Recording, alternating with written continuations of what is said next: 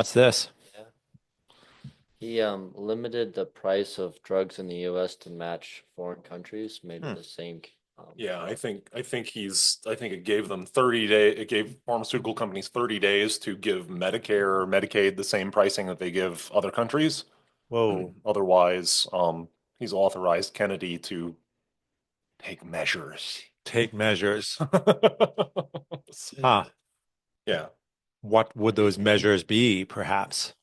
I guess unilaterally lowering the price on what they're willing to pay, or I don't know. Huh. I don't remember that detail, but Okay, is this price controls? Or is this I mean, a yes. I mean, it's one of those things like, is a genocide only when you like absolutely want to exterminate every last one of these people, or are you just trying to kill enough of them that the rest of them move out? Right. So which is it's genocide? price control in that you're going to say, and you can charge this many denarii for this, craft and Hmm. so on, like they did in the late Roman Empire or the Nixon administration, similar in many ways. Hmm. Um, What and was the Obama administration that mandated that pharmaceutical companies could only make a 15% profit, correct? Does this ring I bells don't for remember you? that detail. I No. remember someone was saying that under Obamacare, pharmaceutical companies were essentially said that your profit rate needs to be 15%. Well, what does that do? Well, that motivates you to charge a lot of money for everything you possibly can. Um, Interesting. Right. Yeah. So and anything where you're then, not at 50% already is going to peg at yeah. 50%. Mm. Yeah. Sorry, and 15% if I'm not pronouncing clearly. Yeah, Oh, okay. 15%. Um, and so if you can if you can claim that your expenses are really, really high, Right. Yeah. that allows, Then you enter the world of Hollywood accounting. yeah, yeah. If your expenses are super, super high, well, then 15% of that becomes an increasingly bigger number. Right. Hmm, I'm suspicious. Okay, this was an exec. Okay, so let me make sure I understand this correctly. This is an executive order that declares that pharmaceutical companies can only charge Medicare and Medicaid the same prices that they charge to other countries. It's more complicated than that, It's more but complicated than it's that. related to that. It's It's like the related. United States cannot continue to be the country where pharmaceuticals cost the most, Ah, Yeah, which it is, yeah. which it is. Yeah. undoubtedly. Often by a factor of 4 or 5. Yeah. Right. I remember in the late 90s, early 2000s seeing ads in Reader's Digest. Sure. It was go to Canada to get your drugs. That's right. Yeah. Yes. Yeah. Go to Mexico to get your procedures and your surgeries. Go to Canada to get your drugs. Yeah. So Exactly. interesting. Maybe That's we should, yeah. part of it. Yeah. I should probably go down to Mexico, get some procedures done. Yeah. Depends on the procedure. But the- And don't drink the water. Ooh, Right? yeah. In Belize, I drank the water one time, and yeah, it Didn't led agree with to you. perhaps the worst week of my life. Right? Wait, Yeah. really? Yeah. Oh, yeah. Yeah. Giardia, etc. Who All knows? the I mean, fun. they just said, oh, you have a parasite. Um, and yeah, you under normal circumstances expect your body to be under your command, and a This sickness was like not the this, case. Yeah. no. It's like my body is some combination of dead weight and unguarded garden hose. Oh, right. Right. Oh, Yeah. Oh, it was awful. Yeah. how do you stay hydrated then? So eventually I found a clinic that could give me some medicine to sort of help the unfortunately, the diarrhea. Right. Yeah. And then vitamin B to help generally restore vitality and the ability to retain water. Yeah. And then And then your the way immune it was system. explained to me is that these parasitic colonies inside your gut run their course, Mm, and are then eventually flushed out. But I mean, after a week, I did feel fine. I mean, I yeah. felt returned to normal. Yeah. Oh, I don't know the process of your body somehow flushing out these parasites, right? Well, I 'Cause mean, the gut is a very active place with it lots is. of different strains of bacteria and everything Hmm. else. So, yeah. I wonder if the body has systems to encourage the growth of, call it friendly bacteria. and sort of Because discourage the growth of unfriendly bacteria. and then it's not like there weren't parasites, for the entirety of human history that have exploited our guts. So, Mm, we have whatever procedures to yeah. try to cope with that. Sure. Can you just swing your mic just a little bit closer? Yeah. Okay. Yeah. Maybe, okay. Maybe that's fine. Something like that. And then It's just really, if, yeah, just You tilt it. can, Yeah, there you you go. can, okay. Yeah. I'm so unused to dealing with something like this.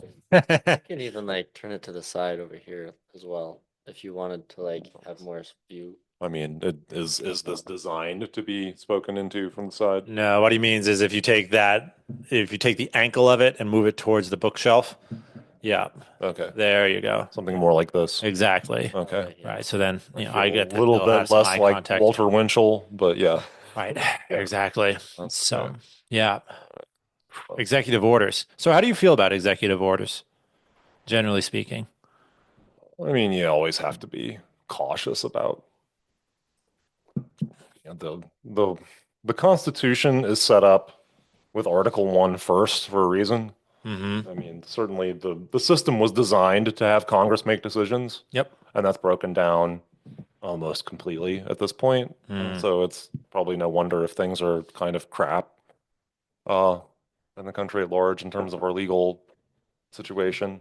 So yeah, I mean, not that it's not like executive orders exercise either, in a blanket sense, but you don't want to be making policy that way. Exactly. Yeah. It seems to me that they've become more and more popular from every administration over the last two Sure. decades. Yeah. Yeah. Yeah. I mean, Trump has set records, and that's not the first record set in the 21st century, I don't believe. Mm-hmm. Yeah. Yeah. But the system, I mean, so Hilaire Belloc, 100 years ago or so, made the comment that seems to be entirely true that parliaments, and the Congress is a parliament in this sense, um, are inherently plutocratic. They're always going to attract the wealthy. They're always going to make decisions on behalf of the wealthy. And so there's an inherent conflict between, traditionally, you would hope when the system is working kind of the way it's supposed to, and of course he's speaking about the British system specifically, although not entirely against, the Ancien regime in France either.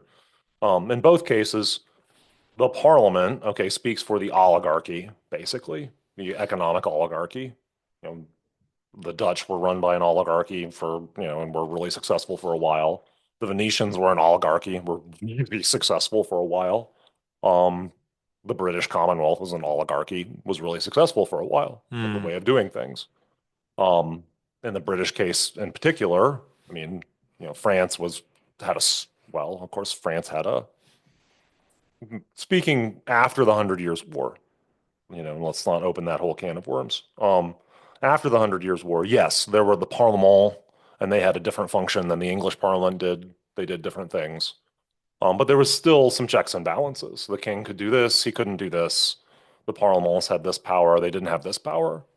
But in particular, in the English system, and in many systems, but the monarch, ironically, the monarch, you think of the king with his ermine robe and his diamond tip scepter and the whole bit, very much like Donald Trump, actually, um, In is terms of sort of regal attire. is supposed to be actually winds up being the person on behalf of the common man in the system. Interesting. It's a weird Inversion of it's a weird expectation. but actually oddly natural way for that system to evolve is for the king to appeal past the parliament, past the wealthy oligarchs that make up parliament. Any parliament is going to be made up of wealthy people. You are not hiring, Congress critters are not garbage collectors making 35,000 a year in this day and age. That's not what happens. Period. I mean, is there a variation between, how much they make at the low end and high? Yeah, of course. I mean, there are congressmen who are really, wealthy oligarchs. And I mean, there's the really wealthy oligarchs. It's not worth their time in this day and age. And then there are ones who are fairly middle class, but they're lower class. they're not speaking on behalf of, I mean, they're not speaking on behalf of the people who are, I don't know, dying of fentanyl overdoses in, rural America. No. They aren't those people. I mean, like Vance, good heavens, JD Vance is a anomaly, isn't Hmm. he? So, Certainly in his background. yeah, Although in his background, yes, he sort of made it inside the club.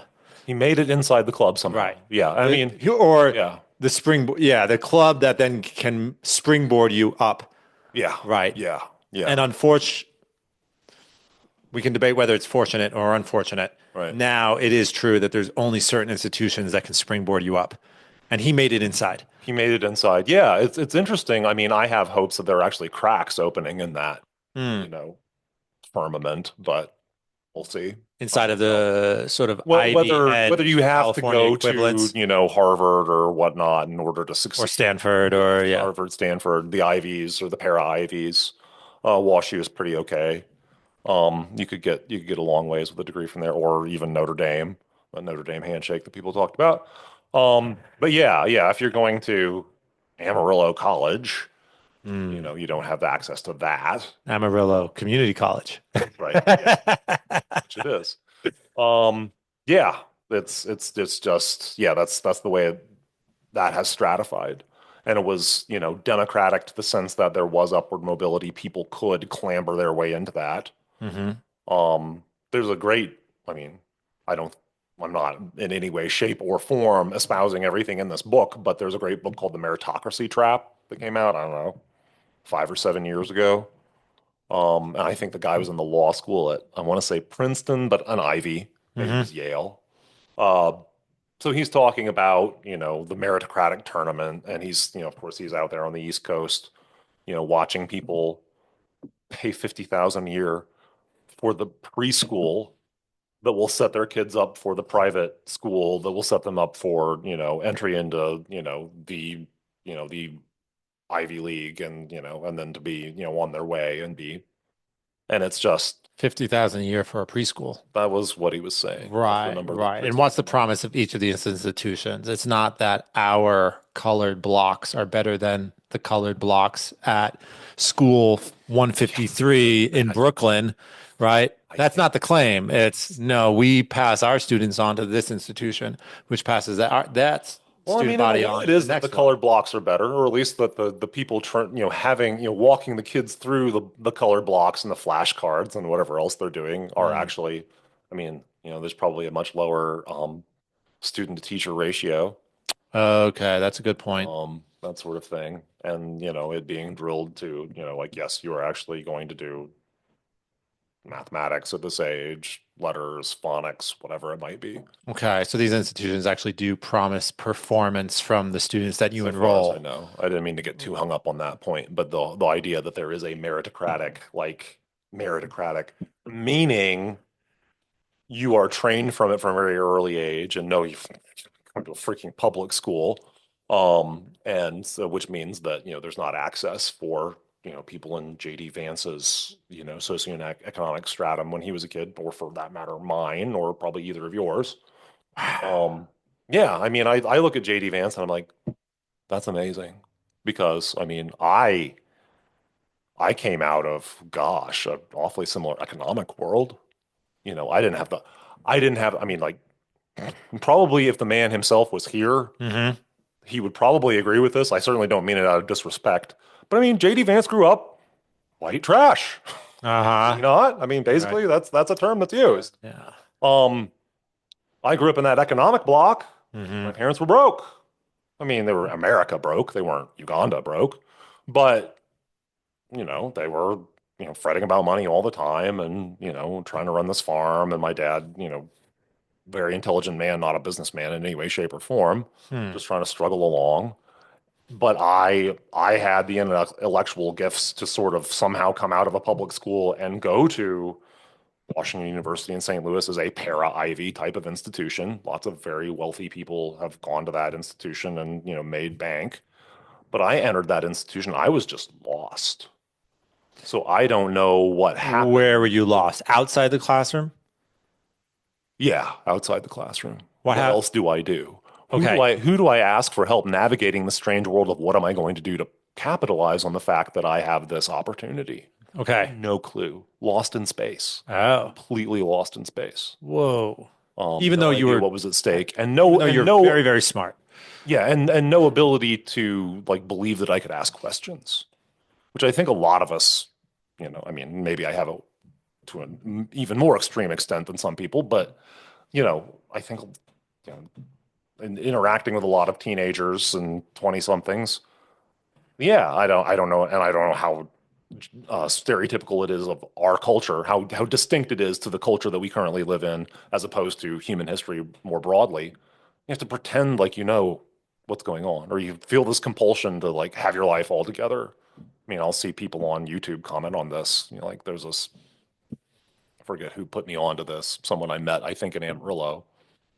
Um, Gosh, I forget the name of the YouTube feed. It doesn't matter. I mean, it's a guy probably in his 50s, very, very cowboy figure. Just sitting there sipping. I don't know if he's sipping whiskey or not usually, but he's sitting there with his hat on. And he's just talking about life and how, people in their 20s should be okay with experimenting, failing, exploring, asking questions, Is this asking for the help. Scott Galloway I don't think so. guy? No, Okay. All right. no. I mean, his feed is named something that's like, something or other ranch or valley or I don't remember what. But Okay. I mean, there's only Something appropriately agricultural yeah, or agricultural adjacent. rural. Yeah, Okay. yeah, yeah, yeah, something like that. But and it's true. And I mean, he's got people beating down his door and making comments and asking him questions, and it's like it seems to a lot of it revolve around that. You know, you don't have it all figured out. You're not supposed to. How could you possibly? I mean, I think contemporary society is worse because we have so many more options. Mm, So many more options. So yeah, as a stranger in a strange land, you could get lost, not okay. realize, what's going on, wind up not living up to much of your potential. And, you know, you may or may not come to a realization of how that worked. Okay. But So in a yeah, way, the networking opportunities of college were pretty foreign to you, yeah. even though you may have had no particular trouble in the classroom. Oh, yeah. I can't say that I had any particular trouble in the classroom. Yeah, that would be a fair way to put it. I had one physics 501. Okay. I was not in the top half of maybe. Actually, I don't even know. Hmm. There's also the question of how many students came into that classroom just better prepared for how Carl Bender was going to, present things. I Sure. don't even know. Right. But, certainly in terms of performance, that was like the only time I was in the bottom half of the class. Mm-hmm. Um, yeah, in my entire time in the college experience. This is how it was. Right. But, but again, yeah, outside that, lost in space. No idea what to do next. No idea who to ask, or Okay. not aware that I could ask. Interesting. Yeah. Yeah, well, so was it? I read somewhere that one of the key advantages of people who are upper middle class or upper class is that from a very young age, they are taught that adults are there to help them, Yeah.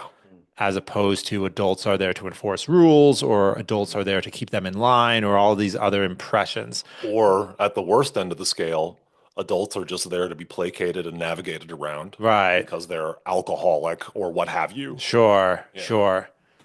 Yeah. And it was a subtle point and one that I didn't even have much of a awareness of was yeah, it seems related to what you're saying is that if you come from a certain background, you think that frankly adults can be charmed, adults can be asked for help, adults can be basically Sure. made allies Yeah. in whatever success you have in mind. And And that can go positively or negatively. But right, yeah. exactly, but nonetheless there can be a beneficial interaction, Yeah. which perhaps you're saying in other strata Yeah. in other strata of socioeconomic life, people just don't grow up with that Yeah. understanding. Yeah. I mean, if you're a boy and your dad takes no interest in you, Mm. which can happen in a variety of ways, whether he's just outright absent or, he's mentally or spiritually absent, Mm. how are you going to ask another man for help? Uh-huh. Like ever? Ever. Depending on how much of a Holocaust that was, how complete that you know, separation was, that complete lack of interest. Like, well, I can't possibly ask this, person for any of their time. They're too busy. Hmm. They're not interested in me. I'm not worth their time. Sure. That I think that's endemic and, I mean, society. Yep. Um, that's, like you could go so far as to say that might even be part of what we call original sin, the inheritance that we get from our parents. Ah, okay. Um, and what was the original context for this is, okay, so parliaments or plutocracies, Okay. Yeah, yeah. All the way back. yeah, all the way back to that. And if you're from outside that, it's very hard to be a JD Vance and like somehow vault into it and then actually be able to speak on behalf of people, that how they used to live Hmm. and how they live. And of course it gets difficult because you used to live that way. JD Vance has not lived that way for a while now. No. You don't, Yeah, nor should he. Yeah. I don't really want him to be as vice president. Yeah. Hmm. Nor would I want him, bringing up his children the same way, just because, toughness builds character. Mm. Yes. Again, what doesn't kill you makes you stronger if you sleep and eat and rest afterward. Ah, good Digest the distinction. experience and, actually recover from it in some way. Right. Just, yeah. What doesn't kill you makes you stronger. If afterwards you have time to recover. Right. Right. Well, that's one of the disadvantages of life in under a certain level of the Yeah. socioeconomic spectrum is that it is one battle after another. Yeah. Yeah, you never have a recovery time. Yeah. Yeah, Yeah. I've seen that. Yeah. I've seen that. Yeah, there's a new Leonardo DiCaprio movie. It is not about that. It's some guy like trying to rescue his daughter in Africa. But the name of the movie is One Battle After Another, and I remember seeing that title and thinking, oh, that does describe some people's lives. Sure does. Yeah, Yeah. Yeah, absolutely. One yeah, battle after another, or even just one damn thing after another. sure. If you have a more passive attitude toward it. We were talking with Hope Schneer a couple of weeks ago, and she said it's been very interesting. Okay. I feel in some ways that my life has been a a life of the joyful mysteries of the rosary, but Okay. I have to recognize that I have been blessed in that way. Other people are given a life which is a sort of living out of the sorrowful mysteries of the rosary. Yeah. God That's Almighty. the sister, True. Miriam James Heidland. You're familiar with her sort of No. personality? No, yeah. So I forget what order she's in. Her habit is gray, I can tell you that. Uh-huh. She's been on Hallow. She's, in certain Catholic circles, she's, of the moment, at least. Um, On the ascendancy, as yeah. Steve Jobs would once say. Once, yeah, there you Yeah. go. But yeah, that's something that she talks about is, living the sorrowful mysteries, recognizing what the sorrowful mysteries of your life are Sure. and that you're living through them when you're living through them. Right. So yeah. I know this is kind of random, but it does remind me. Have you ever heard of people having their transfiguration moment in life? No, I Sort mean, of, having one's own epiphany is a fairly frequent okay. point of reference, but Mm. yeah, one's transfiguration. No, I don't. Yeah, what people mean by it is a moment in your life in which you are given a glimpse of the totality of happiness. Okay. Right. And some, you could perhaps call it a glimpse of heaven or an experience of heaven. Right. And that the challenge for those who are given it, the challenge is to come down from the mountain, just like the disciples in the biblical story. And to, Both come down from the mountain and yet somehow retain some of the benefits. yes, exactly, Yeah. to live out that moment in the rest of your life, even though you're not in the glow Yeah. of it, but nonetheless, you have to figure out what was the essence of it, which was not the glowing euphoria. Sure. It was Yeah. an insight into something Right. about the everlasting. It's about Moses and Elijah speaking to him of the deliverance he would achieve in Jerusalem. Right. Whatever that means. Right. Well, right. Yeah. Right. Yeah. Hmm. And so one of the struggles is for people who have been given it is can you actually depart from the mountain, Yeah. right? Yeah. I mean, yeah, I have something that might compare to that in my own life that I can point to. Hmm. And then for me, it's always been and then I go back to my workaday world and I forget Uh, and I disbelieve. sure. I get to the point where I don't believe it even happened. Or I act Oh, as if it never happened. okay, I get interesting. it gets so, I don't know. Hope is a difficult virtue. Hope is, I think, an underrated virtue. Yeah. Especially when, yeah, like you think about um how many hour spans you have between those good moments, Hmm. Hmm. and you realize that it's pretty easy to be thinking about how bad things are in all those hours in between good moments. It's almost like you're drawing out like the worst part for longer, Hmm. but it's still kind of present because it's not a good moment, so it's kind of true. So it's almost like you have to fight that, like, I'm still going to enjoy the grind, even if it doesn't matter how long it's going to be. I need to find some joy in it in order to Yeah. make it through somehow. Yeah. You have to find some joy in the difficult thing of the moment. Yeah. Okay, you got to embrace the suck That's, somehow. yeah, That's it's, what BP was I mean, talking there's about. that. yeah. Yeah. Yeah. Shout out to BP. Yeah. But yeah, it's almost like, I don't know if you're familiar with a guy named Alex Hormozy. He's, Alex DeRosa. uh, Is that what you oh, said? sorry, Alex Hormozy. Oh, okay. Um, It's exciting living inside these ears. he's, he's a really successful businessman, but he's very real with like what his days look like, what he feels like, those types of things, just to give people a kind of experience. Mhm. He's like, yeah, my first 9 businesses failed. I had 6 failed partnerships. I lived in a garage for 2 years. And he was like, went through all these things. Like, he's like, you know what's hard? You work on something, you don't know if it's gonna work. No one tells you if it's gonna work or not, and you keep Yeah. going. He's like, that's hard. Yeah, it is. Yeah, it is. And he's like, And he's been through a lot of it, and yet it's still hard. yeah, Yeah. like he's by all means like very successful. Yeah.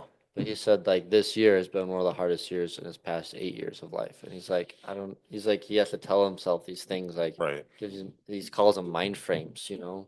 Mind frames. Yeah. It's like, yeah, What does he mean by mind frame? it's like your perspective. Okay.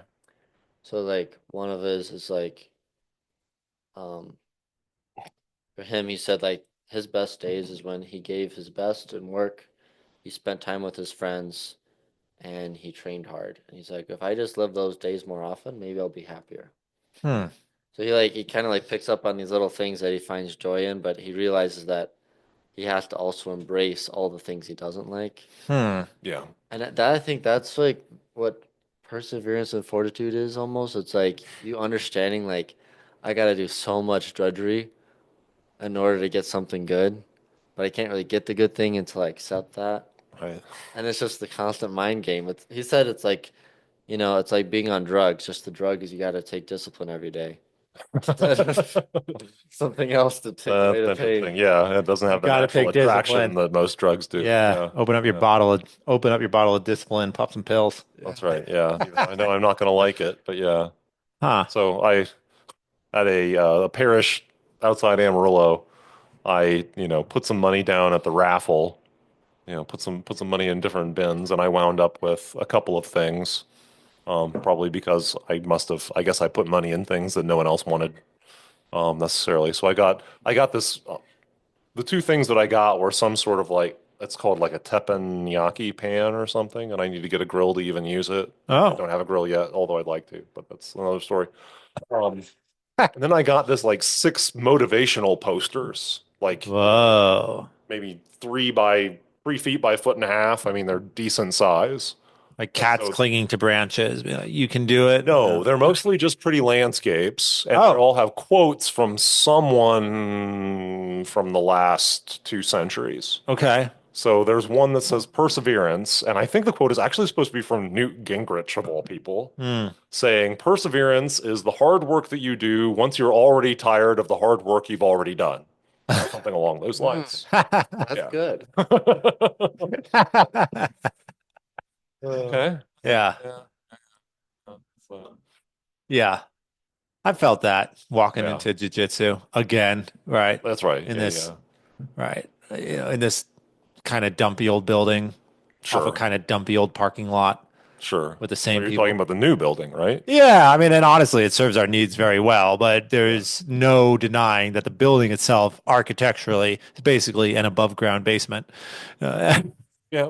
Yeah. It yeah, has it has 10, it has entirely that much charm. yeah, Yeah. exactly. 10-foot piles of concrete blocks never really make it into Architectural Digest No. as a sample. No. Yeah. No. Yeah. They'd Well, make for a actually, bad magazine, but yeah. yeah, right. Well, if you want to increase your envy of how some people live, just subscribe to Architectural Digest. Yeah. Yeah, exactly. Yeah, great spaces occupied by crazy people.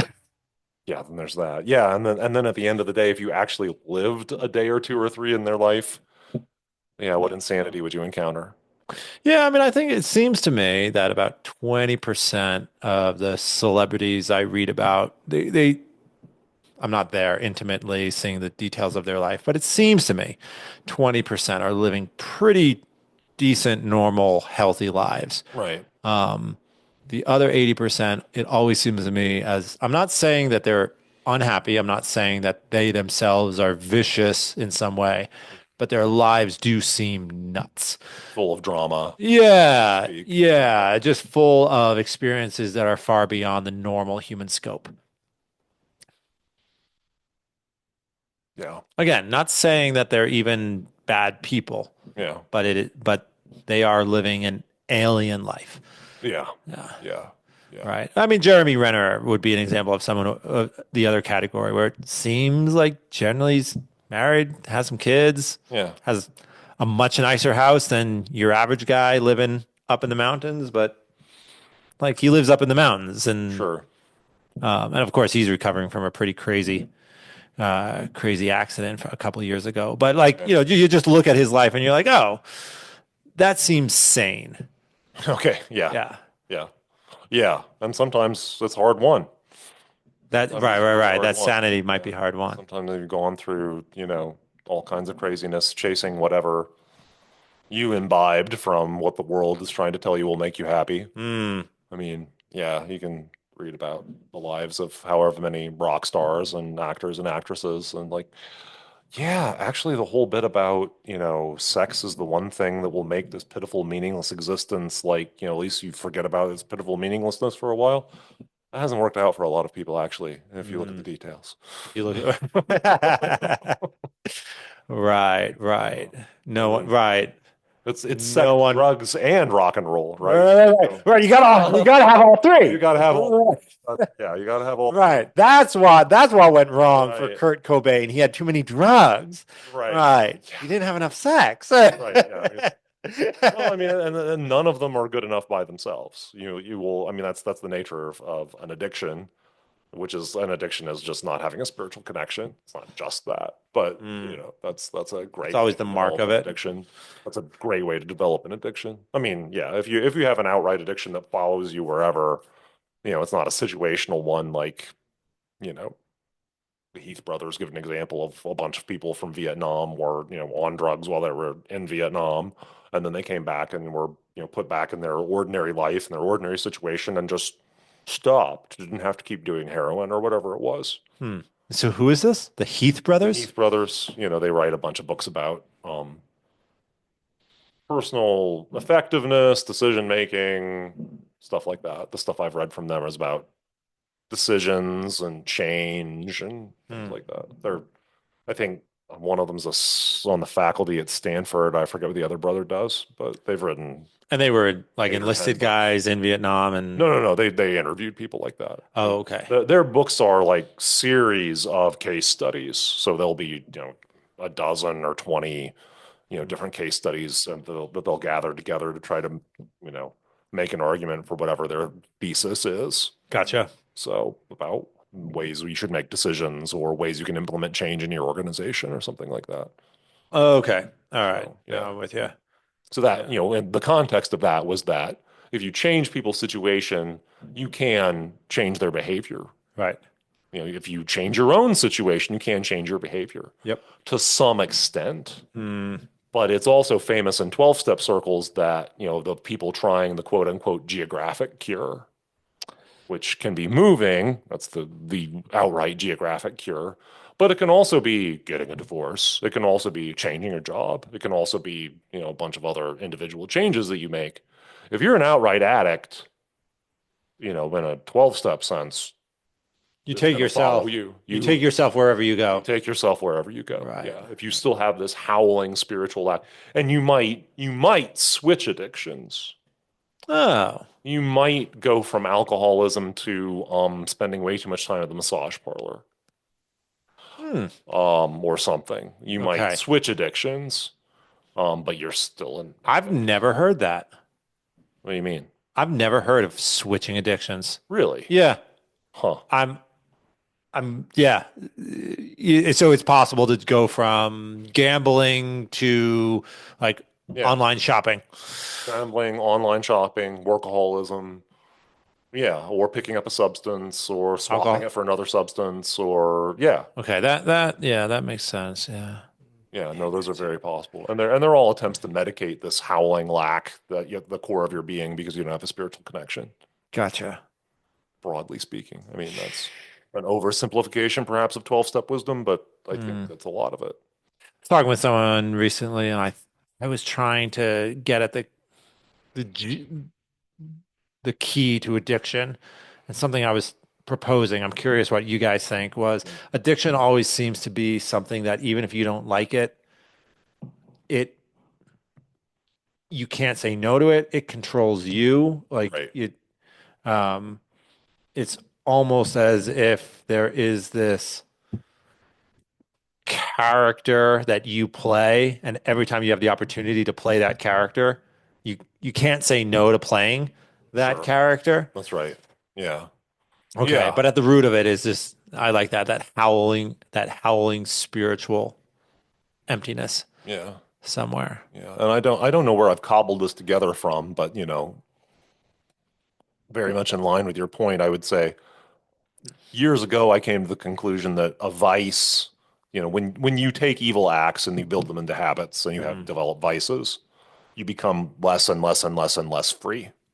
right. You never entirely give up your freedom in this mortal life unless you're in really, dire circumstances, like you're in a coma or something. Sure. Um, and likewise, if you practice virtues, you become more free. You could always go back.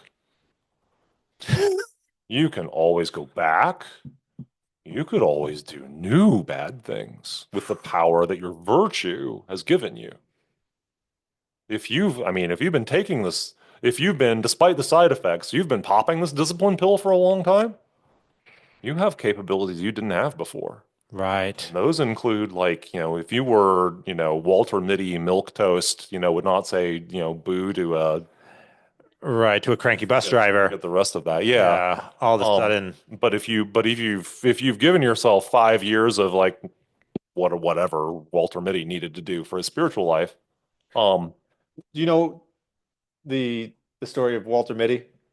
Have you Watch a heard? movie. Okay, there's a movie, but it's also a short story, it's a short story. and Yeah. it's wonderful. Really? Yeah. And by wonderful, I mean it's really disturbingly appropriate to at least modern life. Yeah. Yeah. Who wrote it? Well, yeah, that's a good question. Good question, man. I'm blessed. Yeah. Oof. I can pull a Jake. I'm not even gonna say pull a All right. Jamie. All right. Can we make that a cultural artifact? Pull a Jamie. Right? Poor Jamie. Well, not Yeah. poor Jamie. He's gonna write his tell-all book and make millions. There you go. There you go. He's gonna talk about all the episodes that Rogan never aired. There you go. Yeah. Wow. Uh-huh. Like, well, that was a disaster. Well, can't put it on. But nonetheless, they were sitting there for it. James Thurber. James Thurber. Thurber. Okay. Yeah. He was Okay. a fairly famous 20th century author. Yeah, The Forget what Secret else he Life of wrote. Walter Mitty. Yeah. Yeah. How long? I mean, it's only like 45 pages, right? It's not even super It's less long. than that. That would be Less than that? oh yeah, it's shorter than that. Okay. Well, there you Guy go. just has some daydreams as he's going about his day, and it's really depressing. Well, as That's he's clearly led more. around his day, right? As he, Yeah, exactly. Yeah, right, because as he's a he's, passive experiencer of, all Mhm. of this. Yeah, I Yeah. mean, fantasies themselves are things you can be addicted to. Yeah. Yeah. What are your thoughts on top level human performance? The I Brady's, wish I knew more the about it. I wish I had more Belichick. personal experience of it. Oh, um, yeah. Sports figures are easy. Kobe Bryant, Tom Brady, Bill Belichick as the coach. Okay.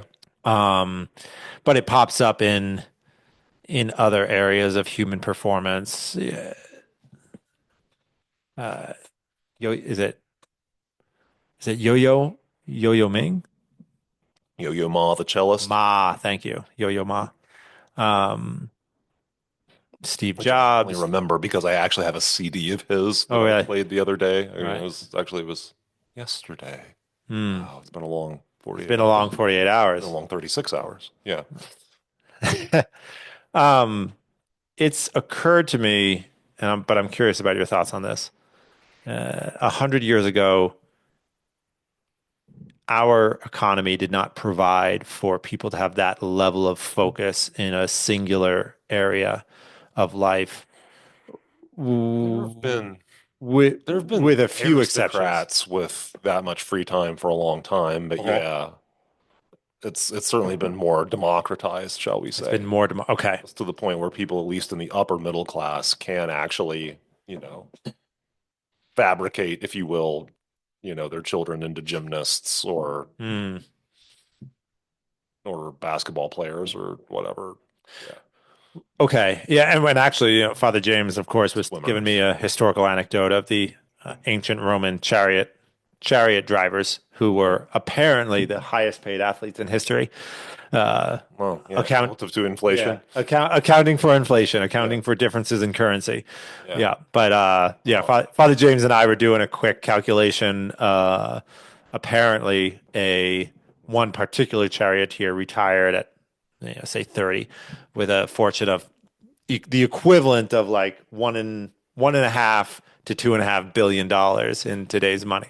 holy mackerel. Yeah, yeah, uh-huh. And yeah, I mean, it was a rough and ready calculation that we were doing. Oh, sure. But the number of athletes who have Inevitably. that size of personal fortune is, I mean, it's in the single digits probably. Michael Jordan is worth about three. Tom Brady might be worth 800 million. Uh-huh. Yeah. Uh, Yeah, being the Tony actual, Hawk might be worth 600 million. If that, yeah. I mean, yeah. So I think we're talking single yeah, digits yeah, of guys who yeah. have amassed personal With fortunes. over a billion just from being an Yeah, athlete. over 500 million. Over Yeah. 500 million. Yeah, Yeah. sure. Tiger Woods, I Yeah. think, is worth like 500 to 600. So, Yeah. yeah. He could have cracked a billion if he hadn't cracked. Yeah. Oh my God. Oh, yeah. The poor man. Uh, Ironically. Ironic. Well, no, Yeah. that's the crazy thing is like you look at their lives and it's like you're worth $600 million. Everyone on the planet that has an internet connection knows who you are, That's right. and yet you don't have a faithful spouse. You don't have Yeah. a happy relationship with your own children. It's like, oh my, like Joe Plumber might have things you don't, and you're Emphatically. worth Yeah. your net worth is 5,000 times higher than his. Right. Easily. Easily. Easily. Yeah. How does that happen? When he is actually, despite, all of the world's blandishments, not everything, Hmm. amazingly enough. It really is just a means to an end. It is. It is. Oh, okay. But I'd love to suss this out a little bit more. It seems to me that we live in a world in which if you really want to be in the top 10% of performance in almost any field of expertise, there has to be this level of what everyone would call obsession that seems to be basically a trade-off of Yeah.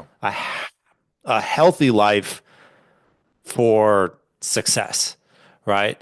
I mean, I actually have met top level jiu-jitsu players, Yeah. like world champions, and like their life is completely subordinated to Sure. jiu-jitsu. Yeah.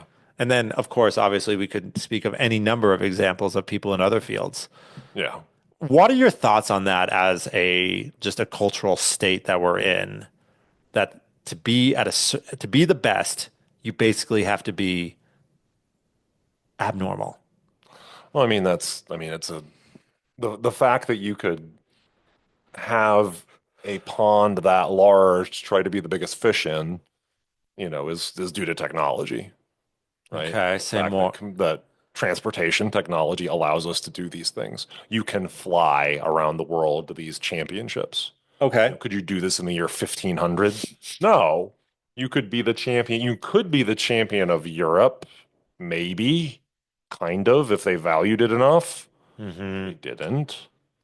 Um, you could be the champion of China, I guess, if they valued it enough. I'm not aware that they did. Um, you'd certainly be the champion of all of Japan, I guess. But even then, he'd be doing it on a basis of far fewer matches. It'd be Okay. like a world heavyweight boxing match. Like, you don't have those every month.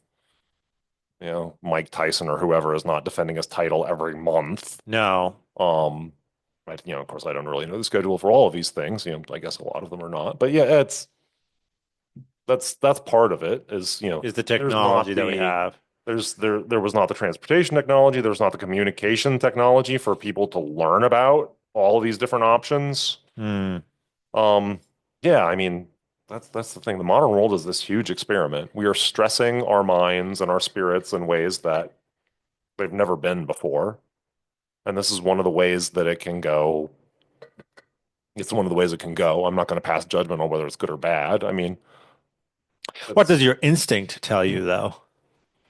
even my instinct is a little nuanced in that, do I think it's bad that Mary Lou Retton, here's I'm dating myself, Mary Lou Retton or Jackie Joyner Kersee or whoever, people from when I was a kid, and were Olympic athletes. Hmm. Um, Jackie Joyner Kersee was, I think, a sprinter, and Mary Lou Retton was a gymnast. Um, you do that. I mean, especially them because they're female and they peak really early in life. Um, I'll never get back to Athletically, they peak really early. 23.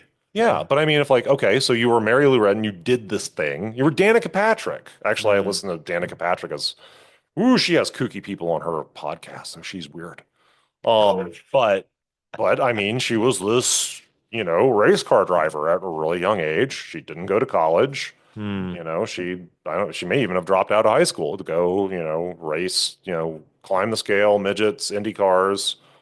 I think she led a few laps. I think she may be the only woman who's led a lap in the Indy 500.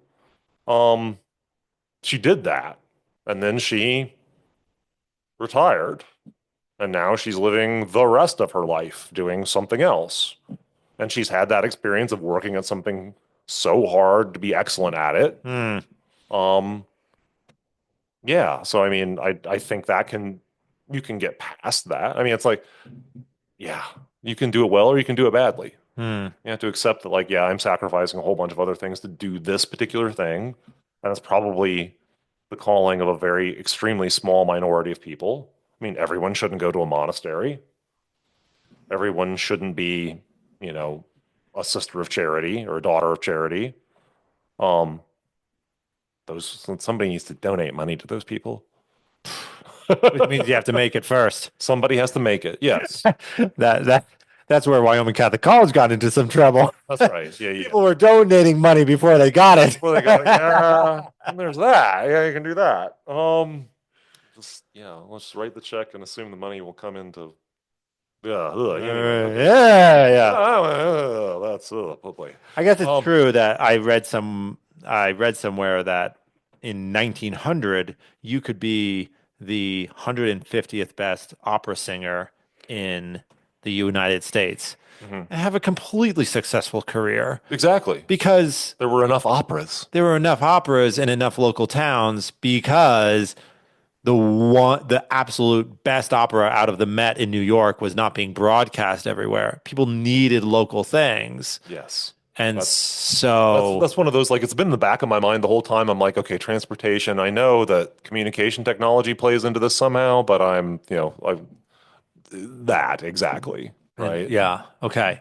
So once upon a time you could be I mean, the 150th best opera singer in the United States in 1900 out of a population. What was the population at that point? Like Tens of millions. I tens of don't. millions, Maybe maybe it had 90 made 100. million. Maybe it had made 100 million by then. Okay. That's a really good opera singer. That's a damn good opera singer. Yeah. Really good. Yeah. Now, I mean, is the whole population the right basis? I think the right denominator for that fraction is how many people try. Okay. Yeah. Which in that era is probably actually not that small because people respected singing and thought it was a beautiful, Beautiful art how form. many people sang at their church or Right. part of their choir because that was a big cultural thing, Right. more so than now, sadly. Right. Um, Yeah, but even in yeah, right, but there were, I don't know what the number is, but there were 300, 400, 500 slots available to make exactly. your living as an opera singer. Yeah. Yeah. Because there'd be an opera in Lafayette, Indiana. There'd Uh-huh. be one in, Cheyenne, Wyoming, and maybe Laramie too. Right. Yeah, exactly. Right. But now we've got, the the blockbuster top 40. There's just not that many. There's not that many slots at today's A lists, Right. right? Yeah. Yeah. Right. Yeah. And what happens to all the people who try and don't get to that level of success? They end up teaching. Because you can't do teach. Yeah. Yeah. Yeah, that's one thing. Norman Or in the Rockwell, words of the All-Star Book of Baseball Insults from the 1980s, and those who can't do either manage. man. Sometimes they don't even do that very well. That's money. Yeah, that's where Moneyball. And Moneyball's a good book about that. Yeah, That very yeah, topic. Moneyball grew out of that. Yeah. Yeah. Yeah. Have you read that, Tom? I haven't read Oh, mine. dude, you got to read. Well, honestly, you can watch the movie and I can't believe they made that book into a movie. That seems like the most unmovieable book I could imagine. man, Michael Lewis, he's got it made, man. They've made like 3 or 4 of his books into movies, and Weird. So weird. for a guy who writes about essentially nerds digging deep into statistics, Sure. Yeah. Michael Lewis has done pretty well Right? for like, hey, what do you got? I got some stories about a bunch of geeks who get really into examining historical trends in the stock market and the housing market. Really? Yeah. We can make that into a movie. I mean, shout out to Michael Lewis. Right? Yeah, exactly. He had well, he's got a novelist I got flair. Spielberg on the horn over here. Right. This into seriously? Oh yeah. Yeah. Yeah. Have you ever seen The Big Short? The Big Shore. The Big Short. I don't Oh, even know what it's you're a talking it's a about. movie Okay. of one of his books.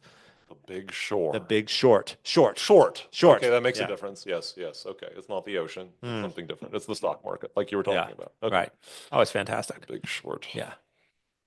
What Have you era seen is it, that Tom? about? I haven't seen that one Ah, either. dude. Is that about the subprime crisis or It's is that about the further back? subprime crisis. Yes, okay. Yeah. Okay, you actually could make something pretty dramatic out of that. Well, it was so dramatic. Yeah. Yes. Yeah, there have been two excellent movies made about the subprime crisis. The Big Short is one of them, and then Margin Call is the Margin other. Call, yeah. Yeah. Very different movies, both excellent in their own way. Yeah. Yeah. Margin Call is fantastic. Yeah. Yeah. You haven't seen it. No. I've seen Okay. part of Margin Call. You've seen part of Margin Call. Oh, okay. Okay. Super good. Super good. Well, okay. Well, I guess we've solved that problem. Technology has doomed human excellence yeah, to That's the to a question. high level of competition. What do if you're not going to consider yourself good enough unless you're in the running at least to be the world jiu-jitsu champion, I don't even know how that's broken down, if there's divisions or what the hell. Sure. If that's your definition of success, then dude, don't start. Yeah, don't even go that way. I mean, Because your odds of making it into the top 1/10 of 1% are so yeah. infinitesimal. Well, and not only that, but you're going to put, you pour your whole body and soul into that, and then why? What is the long-term, benefit of that? Did you enjoy it? I mean, which is not necessarily the criterion by any stretch. I mean, that's a worldly criterion and considered in itself as an absolute. Why did you do it? Hmm. What's the purpose? I mean, there is some, is there some intrinsic value in human beings being excellent? Yeah, I think so. Okay. and trying to attain the level of excellence that they're capable of, Hmm. which is a lot. I mean, I don't live it out as much as I should, but I'm a Carol Dweck believer. Shoot, what is the name of that book? But anyway, the growth mindset Uh-huh. business. Yep. Shoot, what the hell is the name of that book? Carol But if Dweck. you look up Carol Dweck and growth mindset, you will absolutely find it. All right, I think that's the title of the book. Maybe We got a Jamie it. do what? We got a Jamie it. Something like that. But in any case, like, yeah, that we talk so much. I mean, you can hear it every time. Okay, here we go. Here's just for me, gratuitously entertaining myself and hopefully a few other people who are in my age bracket. Okay. I was, for whatever random reason, drawn to look up a song and the group that performed the song in 1990. So for me, this is like one of the two, or there's probably some more if I, listen to everything that was, popular in circa 1990, 1991, I might be able to come up with a few more tracks. This is not the track. There's some beatboxing track. I cannot, for the life of me, I have no idea. I never knew what the title was. I never knew what the group was. But I know that when they would try to hype up middle school students in 1992, this thing would be pumped through the sound system. If you've ever heard that. Oh, that. Yeah, whatever the heck that even is. I don't have the slightest idea what it is. It's not Vanilla Ice, is it? I don't think so. No. Oh. How does it go again? I mean, I'm just like I gave you just No. a tiny hook out of the end. I mean, it's like the end of a Yeah. but it's some dude beatboxing. Yeah. Yeah. Yeah, I mean, and that was, in the early 90s, that was used for advertisements and all sorts of things. Like it's all over the place. Yeah.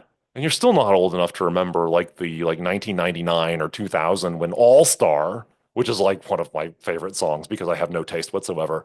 But, Wait, hey now, you're an All Star, get your get the game on. Yeah. Yeah, absolutely. I mean, that was everything. They threw that in the end of Mystery Men for no reason other than it was like 1999 or 2000. It was the thing to do. Right. And then Yeah. Shrek made it ultra popular for all of our Yeah, generations. exactly. Right. Yeah, it just blew it up to Yeah. complete Hey now, oblivion. you're an all-star. That's right. Yeah. Yeah. But what I was just referencing, you go back to 1991, 1992, that was all over the place. Okay. I do have a very vivid memory of I forget what the heck traveling show thing for middle school students, but they set up this massive sound system, and I remember this being played on this massive sound system to hype us up prior to this thing. But another like sort of weird proto techno track from that era is called "Groove Is in the Heart" by a group called Delight. Why do I go on this incredible excursus? Because I looked it up on YouTube. The videos from this group were insanely bad. Uh-huh. They were hilarious. I mean, they are time capsules of incredible awfulness. Right. I mean, Poor costuming, poor cinematography, poor and of course framing. the technical, I mean, they were so awful. The video for Groove Is in the Heart is the best of like a really, really bad group of videos. If you go, they put out an album in 1990, 1992, 1994, then they mercifully disbanded.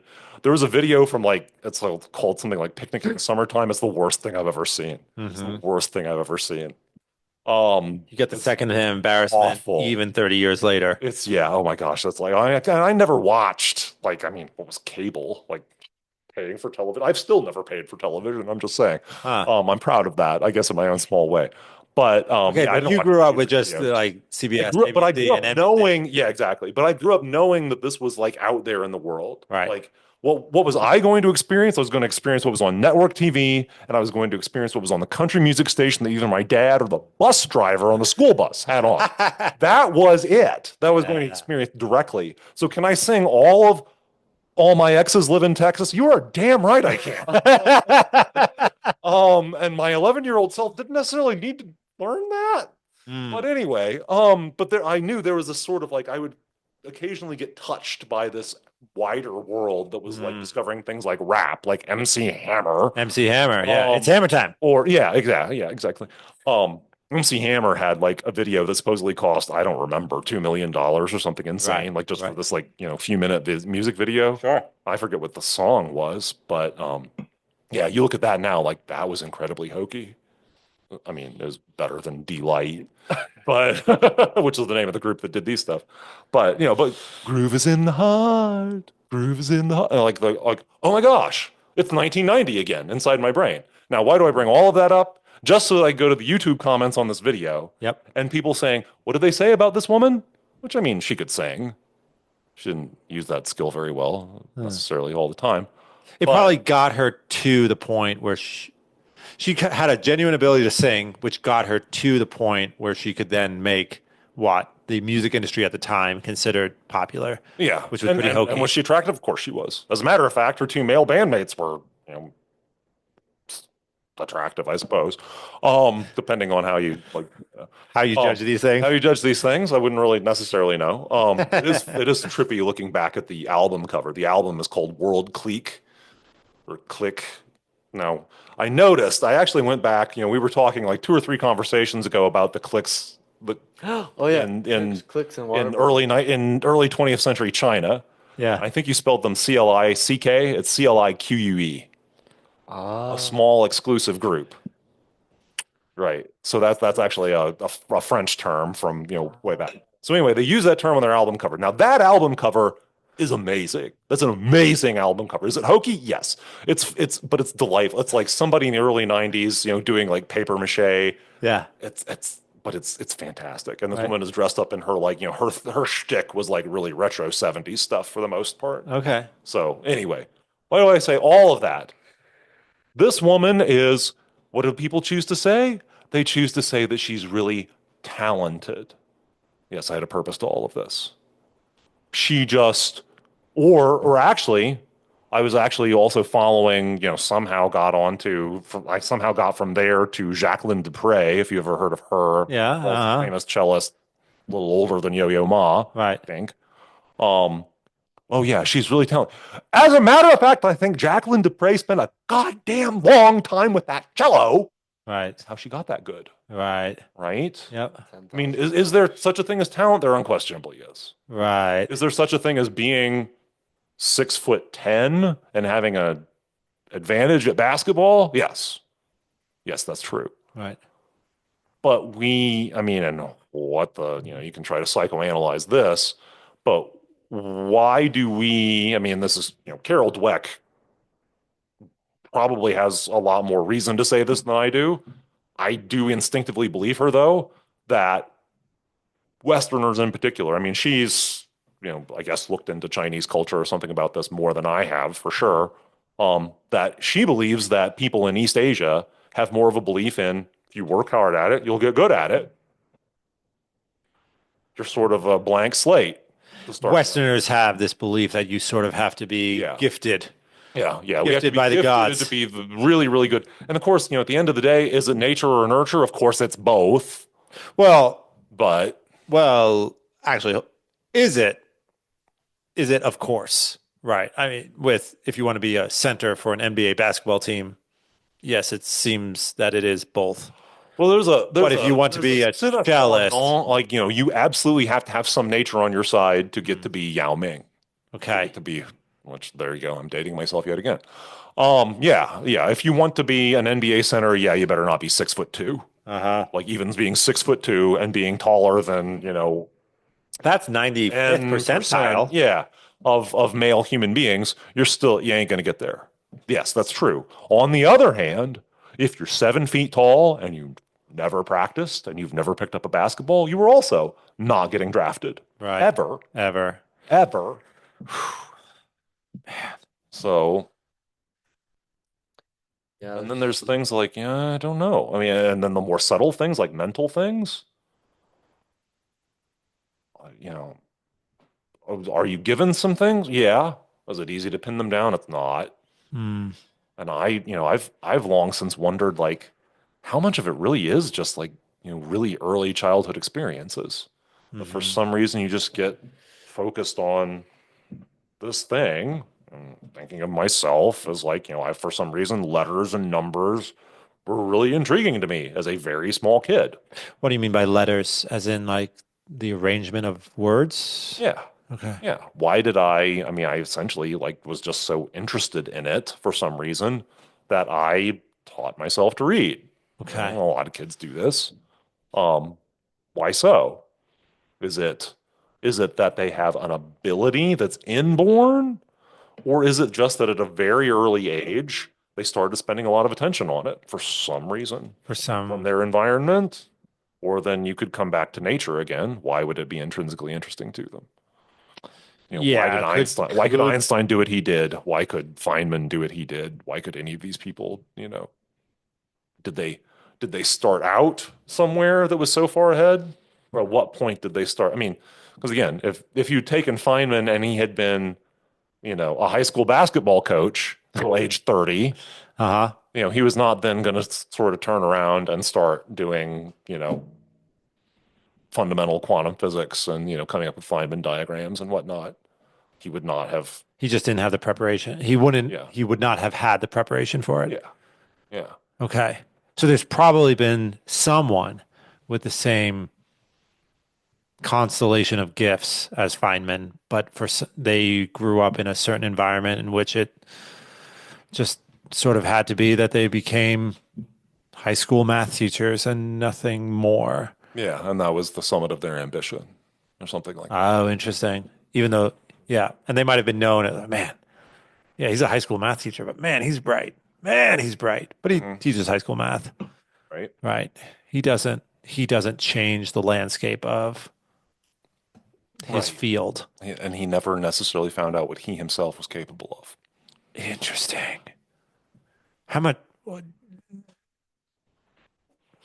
do you feel like most of the human population Oh, I probably think it's, dies with that reality that they never went to the limit of their boundary?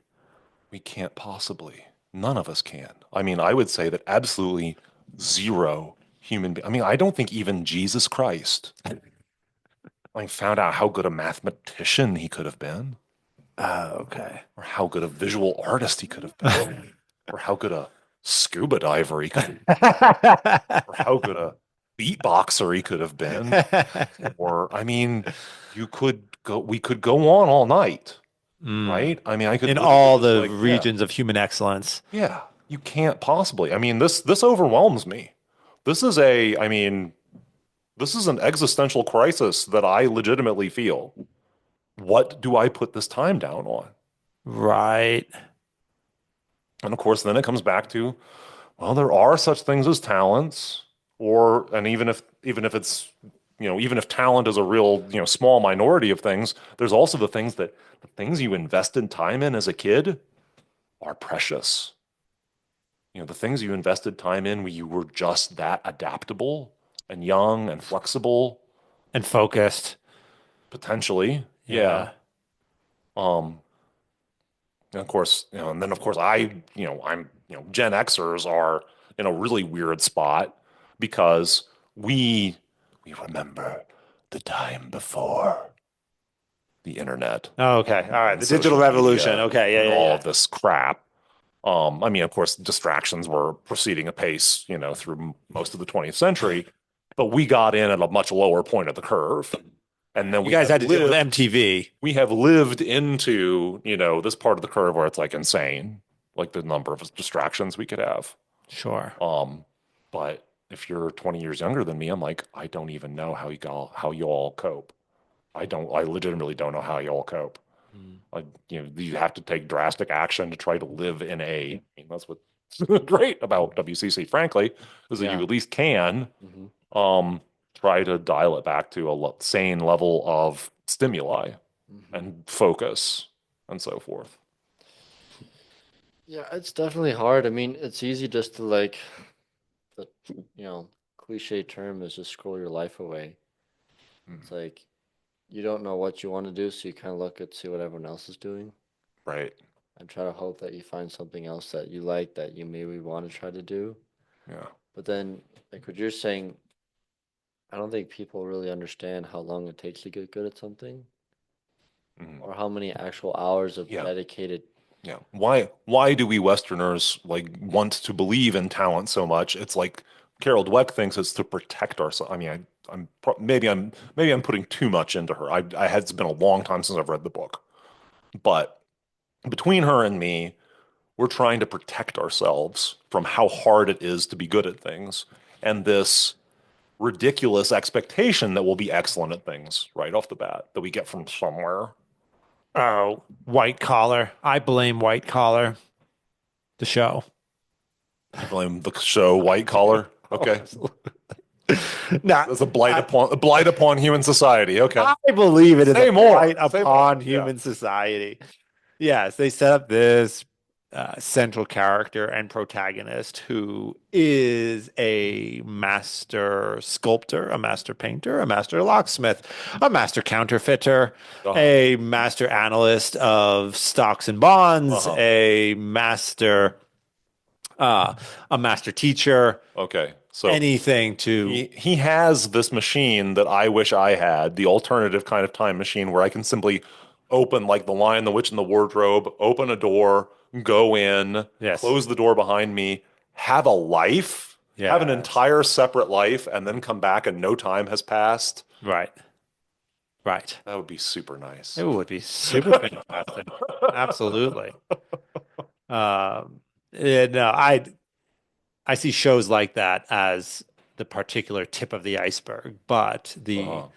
the Well, back in the day, there was a show called Quantum Leap. It quantum was leap. somewhat similar. This guy kept, I mean, there was some weird physics, sci-fi aspect to it where he kept like jumping to different like decades and Mm, situations in America in the 20th century. okay. But he was like super smart and he could adapt and like, at least pass himself off as an, now there's an important difference. He could pass himself off as an expert. Lots of people can Mm, do that. yeah. Mm, yeah. Um, Yeah. Some people are but yeah.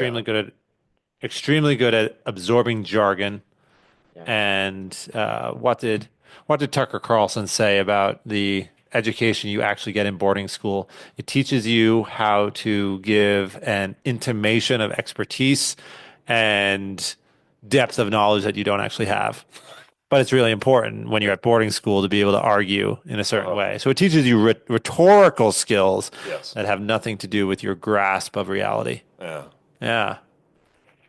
Yeah. Yeah. Now that's something that goes way back. That's not a Yeah, new thing. that's That's not a new thing. No, no, no, no. There was some shaman back in, yeah, Northumbria or what would become Northumbria, yeah, in 15,000 BC. right. Yeah, Yeah, passing I off remember his that. particular prescription for the benefits of the tribe. That's right. Yeah, yeah. Yeah, that was a total scam.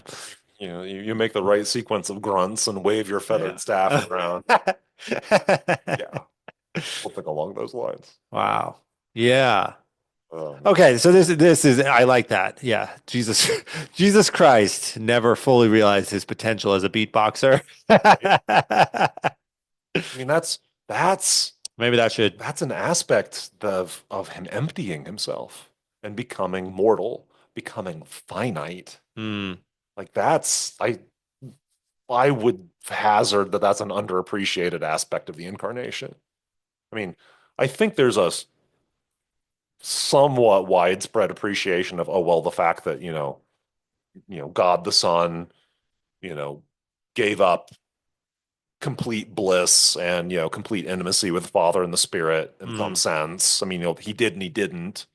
But he, entered this mortal life and, he wasn't in heaven, Yep. right? He Yep. wasn't He got to the experiencing the point where he beatitude of could. heaven. Right. He got to the point where he could truly say, "Eli, Eli, lama sabachthani." Right. Yeah. Yeah. Which is of course huge, an extremely important aspect of it. But I think it's underestimated how much like he experienced finiteness. Hmm. But I mean, to me, that would be like, oh my gosh, that would be complete. I mean, I can't. It would be completely eviscerating. Hmm. I mean, I have. Here's another 20th century short story you all should actually maybe know. Flowers for Algernon. Ooh, that's a tough one. And yeah, again don't remember who wrote that, but that was actually a, a an assigned reading for school, and that's a haunting story for me. Hmm. So there is a guy, think Forrest Gump. Yep. Forrest Gump is the protagonist of this story. Yeah. So he's in a lab, and there's a rat who runs a maze or something. Um, and they're developing this drug. They give the drug to the rat. Forrest Gump is keeping his journal and notices that the rat is like getting really super good at running this maze. He's getting really super good at running this maze. And the rat seems to be doing okay. And in best 1960s fashion, they go straight to the human trial and give this drug to Forrest Gump. Mm. And his intellectual ability like goes parabolic. Yeah. And then he becomes, I don't remember all the Yeah. details. I mean, Yeah. I Oh, I remember do the remember gist. the details. Yeah. Okay. All of a sudden, he learns 5 languages in the course of a couple of months. Sure. He totally reorganizes his understanding of human social strata. Yeah. And He then, starts becoming at the cutting edge of mathematical theory. yeah. And then all of a sudden, And the rat starts not being able to run the maze so well again. right. And then he starts following suit. Yeah. And he goes back to what he was. I know. That story is horrifying. It is. Because I mean, of course, and something along those lines could happen to any of us if we experience dementia, something along those Or right, lines. right. Or a bad concussion. Yeah. Yeah. Yeah. Yeah. There are different ways to induce that. Yeah. Yeah. So, I mean, to me, that would be, and maybe God has that in store for me, and maybe that will be my final, most demanding cross, Mm. to, prepare me for eternal life. Your final purgation. Yeah, that will be, the thing that I get to do in this life rather than having to do it in purgatory, which the saints all assure us is the better way to do it. They do assure us of that, don't they? They do.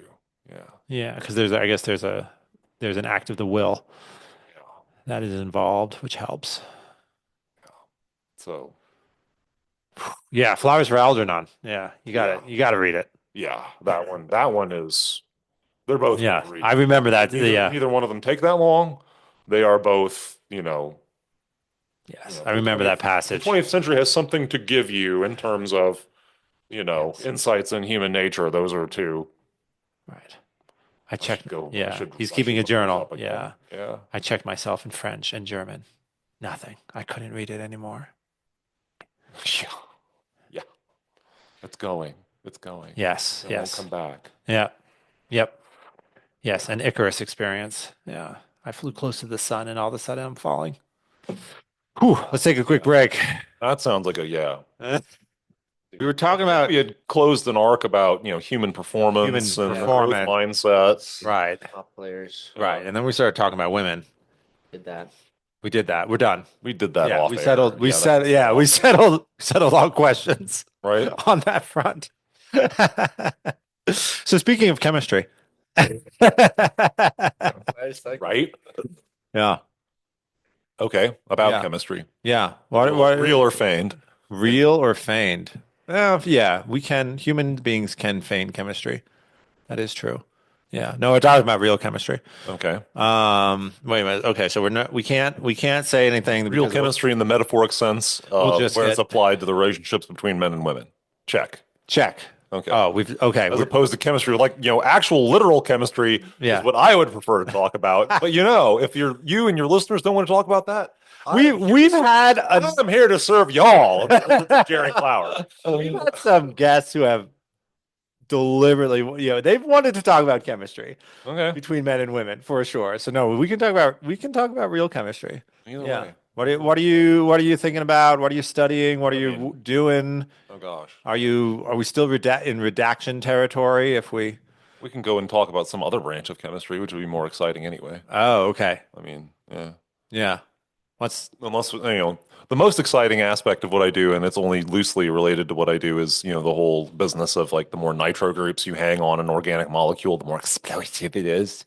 the more what? The Explosive? more explosive it is. Explosive. Okay. Yeah, the more, the more it really wants to, again, in the words of Jerry Clower. Okay. Do either of you all recognize that name? Sorry, man. 20th century Southern comedian. He was a kid drafted into the war. I think he was in the Navy. I think he was in the Navy. Which Wait, is what in you World do with War a kid from II South or Mississippi. Vietnam? World War II. World War Okay. II. Yeah. Then he, got into college on the GI Bill, played, I believe he said he played football for Mississippi State, maybe. the late 40s. Probably like a second string, God knows what, defense linebacker or something. But he was a Southern comedian. Gotcha. So he told stories about, being in the backwoods in Southern Mississippi. Mm-hmm. Um, Shoot, what was the point of reference? Chemistry. Chemistry. Blowing Chemistry, stuff up. Southern Oh, yeah. comedy. Very would be Yeah. perfect for. Explosives. But gosh, I know there was a fantastic, perfect Oh, Jerry Clower reference. there was a It's not gonna come back. touchdown of an anecdote, There was, and yeah. now we're just gonna About have the to wait. Ledbetters, something about the Ledbetters. Oh, Usually, okay. usually involves the Ledbetters, Gotcha.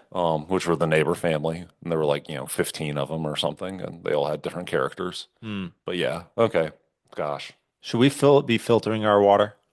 probably, Probably. probably What are your thoughts on fluoride? fluoride. Ah, jeez. Oh, so I had the woman who is actually my advisor of record for my master's thesis, not the woman who's actually my functional advisor. Hmm.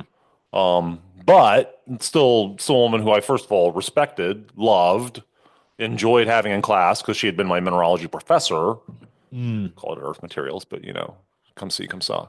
Um, she, to keep the lights on in her laboratory for a lot of the latter part of her career, worked on biominerals. So she would look at things like teeth and bones, right? So from her, unfortunately she's retired. So even if someone takes, exception to this, they can't really affect any of the rest of her career. She like lives in Houston with her daughter and her grandkids, and I think she's having a great time being a grandma, which is what I want for Jill. But yeah, all that said, she's, discussed like, okay, why is fluoride supposed to work? Well, why is fluoride supposed to work? Actually, let me ask you that question. What is the mechanism of action of fluoride supposed to be protective for your teeth? I'm not saying that it's not, but I'm saying what's the mechanism supposed to be that it's supposed to prevent cavities and whatever other good stuff it's supposed to do for your mouth? That's what they say. Protect your enamel. So why? How does it manage this trick? I'm stumped. Okay, this is totally the black box level of put in fluoride, get out, no cavities. Fair enough. Okay, Yeah. just wanted to know. Yep. Okay, so if you are a mineralogist, Mm. you can go a layer deeper and say things like, well, okay, every different phylum of animal, plates out different minerals when it tries to make hard parts to its skeleton if it does that, which many animals do. Okay, so everything in the sort of chordate vertebrate area uses phosphate. Basically makes the equivalent, because strictly speaking, it's not a mineral if it's made by a living organism, but makes the equivalent of the mineral apatite.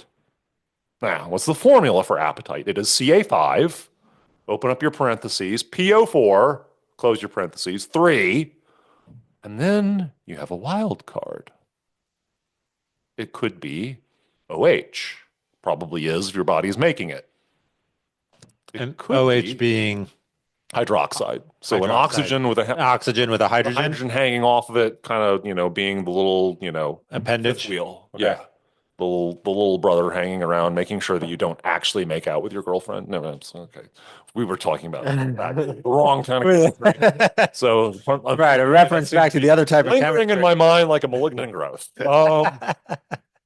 Okay, so yeah, so that can do that. So that has a net charge of -1. Okay. Okay, what else has a net charge of -1? Well, things that just have a charge of -1, like, well, chloride. You could Okay. have chloroapatite as opposed to hydroxyapatite. You can also, what else has a charge of -1 that we were just talking about? Fluoride? Fluoride. Oh, You could also have fluoride. I was going to say certain people's physical appearance, but There you go. sorry, you're -1. No, I mean, how late is last call? I think it's starting to come up here. Yeah, but okay, so you can substitute that in now in the context Okay, of sorry, and these are all phosphate molecules with So yeah, certain so you could have your appendages. 5 calciums, Okay. your 3 phosphate groups, Yep. and then for charge balance, somewhere in that structure, you need to have a monovalent anion. Mm-hmm. And what will fit in that space is hydroxyl, fluoride, and chloride. Anything You with a really negative can't one stuff an charge. iodide in there. That's Any, too big. okay. Anything with a negative one charge. Yeah, Or sorry, not anything. Things of not a certain anything. size. But yeah, Yeah. but certainly the geochemically most common things are those 3 things anyway. Mm-hmm. So okay, fair enough. Now, in the context of say igneous geochemistry, like when this mineral grows out of a lava rock, Yeah. the fluoride form is more stable. Okay. So if there is fluoride around, as well as phosphate, Yeah. this mineral is more thermally stable. It's a little less soluble in water, I think. All these, things. Things that, when you translate it to the realm of, okay, instead of it being, the very end of granitic melt solidifying at, 800, 700 C or something like that, we're now at our mouth, which is 37 C. Okay, that's a lot lower temperature. It's aqueous, low temperature aqueous geochemistry is basically the equivalent. Okay. So in theory, if you could somehow get the apatite in your tooth enamel to convert to the fluoro form, it would presumably be more stable. So as someone who knows anything at all about minerals, you at least speculate that that's its mode of action. Now the thing about that is, and this is where I'm pulling something from Jill, Uh-huh. you can't do that conversion at 37C. Sorry. That swap won't happen. The fluoride won't pop into the crystal structure and pop the hydroxyl out at such a low temperature. The kinetics of that are zilch. Mm-hmm. There's not enough energy in the system to Right. create the Could you swap do that at of molecules. 500C? Yes, you probably could do that to a considerable extent. Probably. I'm not going to say definitively that that's the case. But if you have like a hydrothermal fluid with a bunch of fluoride in it, can that, create fluoroapatite? Probably.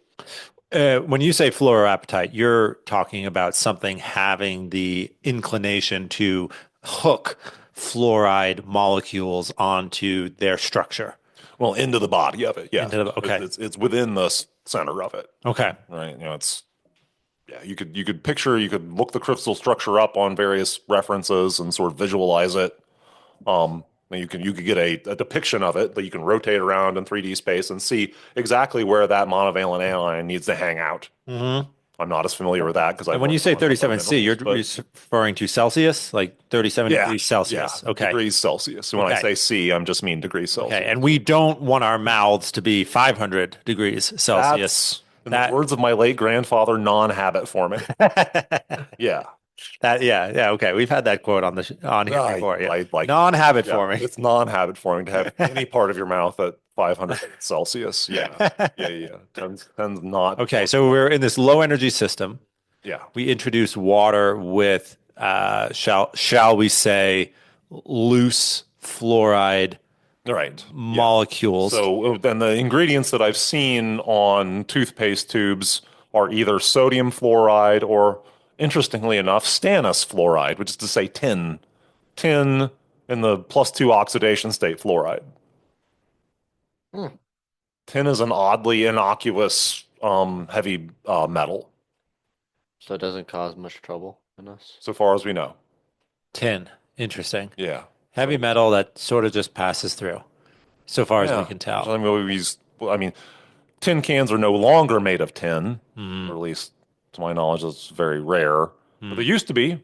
They used to literally be tin cans. okay. Tin is, first of all, fairly resistant to oxidation or, chemical breakdown. Yep. And it's even when it does dissolve a little bit into your, canned Irish stew or whatever, not that bad for you. Not like lead, Mm, which is interestingly enough, its close chemical counterpart, but nevertheless, they're different enough. interesting. So, And everything that used to be tin is now aluminum, right? Pretty much. or just mild steel. Mild steel. Yeah. Okay. All right. Yeah. So, So all that said, okay, so we're putting fluoride in our mouth. yep. It's helping us with cavities somehow. I'm not going to question that there's, valid studies behind that. So help me out there. If Mhm. you're, it seems to me that you're saying that our human body doesn't have the energy state to cause much interaction between the fluoride and uh, the Yeah, phosphate-based bones that of would our be teeth. you could maybe get around that to some extent Hmm. by the fact that your tooth, well, much more so for dentin and bone, Uh, much less so for enamel. Dentin and bone are like, and dentin is like the interior of your tooth. yep. The enamel is the hard outer part. Sure. Um, Dentin and bone have, cells, protoplasm, so to speak, um, and and with, that's kind of like almost binding platelets of apatite together. Yep. That is a more chemically reactive and interesting environment. Maybe you could fluorinate the apatite in that environment, But it's on the other side of the but enamel enamel is layer of our really more teeth. like just lots of little crystals of apatite. Yep. Which are So, chemically inert well, at that at temperature. that temperature, they're pretty inactive. Yeah. And if you want to get them to the point where they're not chemically inert, you would have long ago fried our brains and all the other organs That of would our be body. bad. That would be bad. Yeah, it'd be Okay. very, you have to do it somehow very localized, and then then the nerves inside your teeth would have something to say about that. Right. It would be a bad deal. It would be It's a bad not, deal. doesn't seem practical. Doesn't seem practical. Okay. Okay, so if you have a listener, By very I've poor analogy, this is like trying to get your soap to be effective with cold water as opposed to hot water. It's just like when there's yes, less energy, yeah, it just it's doesn't do chemical as good a kinetics. job. That is chemical kinetics 101, first day lesson. Hot reactions go faster, cold reactions go slower to the Okay. point where they could basically stop for Okay. practical purposes. Sure. Sure. Okay. Okay, so all of that said, if you have a listener who's really up in arms about this, really wants to know, I would recommend to them to try to find these papers, to try to find whatever the American Dental Association and whatever puts forward as the like, these are the studies that establish that fluoride is good for preventing cavities. Hmm. See if you can find any study anywhere that talks about a mode of action. See if you can find any study anywhere that actually talks about maybe I'm wrong. Maybe there's some way that you actually can cram the fluorine into the apatite, Okay. or maybe that's not the mode of action at all. Okay. Let's shift gears a little bit, but we're still this is a completely different leg of the stool. Yep. Same stool, different leg coming in from the other side. Yep. Let's go to Iceland. Why not? It's Let's beautiful. go. Yeah. Right. Okay. So there's a place called Laki, as I recall, in Iceland that had a gargantuan-ish eruption in the 1780s. Okay. What did it release? Well, lots of lava, uh, lots of volcanic gas. So you can actually look at the USGS website and you can look up Kilauea. Kilauea is in the middle of an episodic eruption right now since December 23rd. It's been erupting for a few hours to a few days and then pausing for a few days to several days. Okay. It's done this like 21 times since December 23rd. Um, and it's putting out a whole bunch of fume. So you can see the stuff condensing. It's water vapor. There's some carbon dioxide in it. There's some sulfur dioxide in it. Um, but what was different about Iceland is it had those things. It also seemed to have a lot of fluoride, which I guess would have had to be in the form of hydrogen fluoride or something closely chemically related to that. But hydrogen fluoride, which is, of course, if you dissolve it in water, hydrofluoric acid, whew, that stuff's bad. That stuff is bad. It's really bad. If you spill, I don't remember how small a, drop or, how small a amount of it you can get on your skin to kill yourself because of the chemical like imbalance it will create in your You can bloodstream. spill it on your hand and kill yourself? Yes. What? Yes. It's It's insane. like fentanyl. I mean, it's It's just like kind of, yeah, you it's touch it. almost gram for gram that deadly. What is okay? But All that, right. but that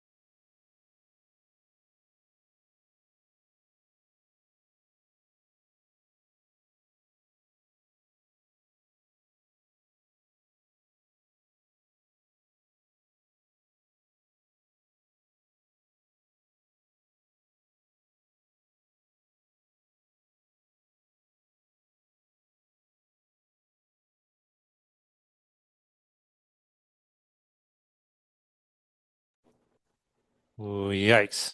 And can the carbon filters in a Berkey actually pull the fluoride out, or we're not talking about? Um, that seems like something that they would probably have a hard time with. Uh-huh. Wouldn't go to bat and definitively say that they can't. Okay. But for example, I don't think they pull out perchlorate,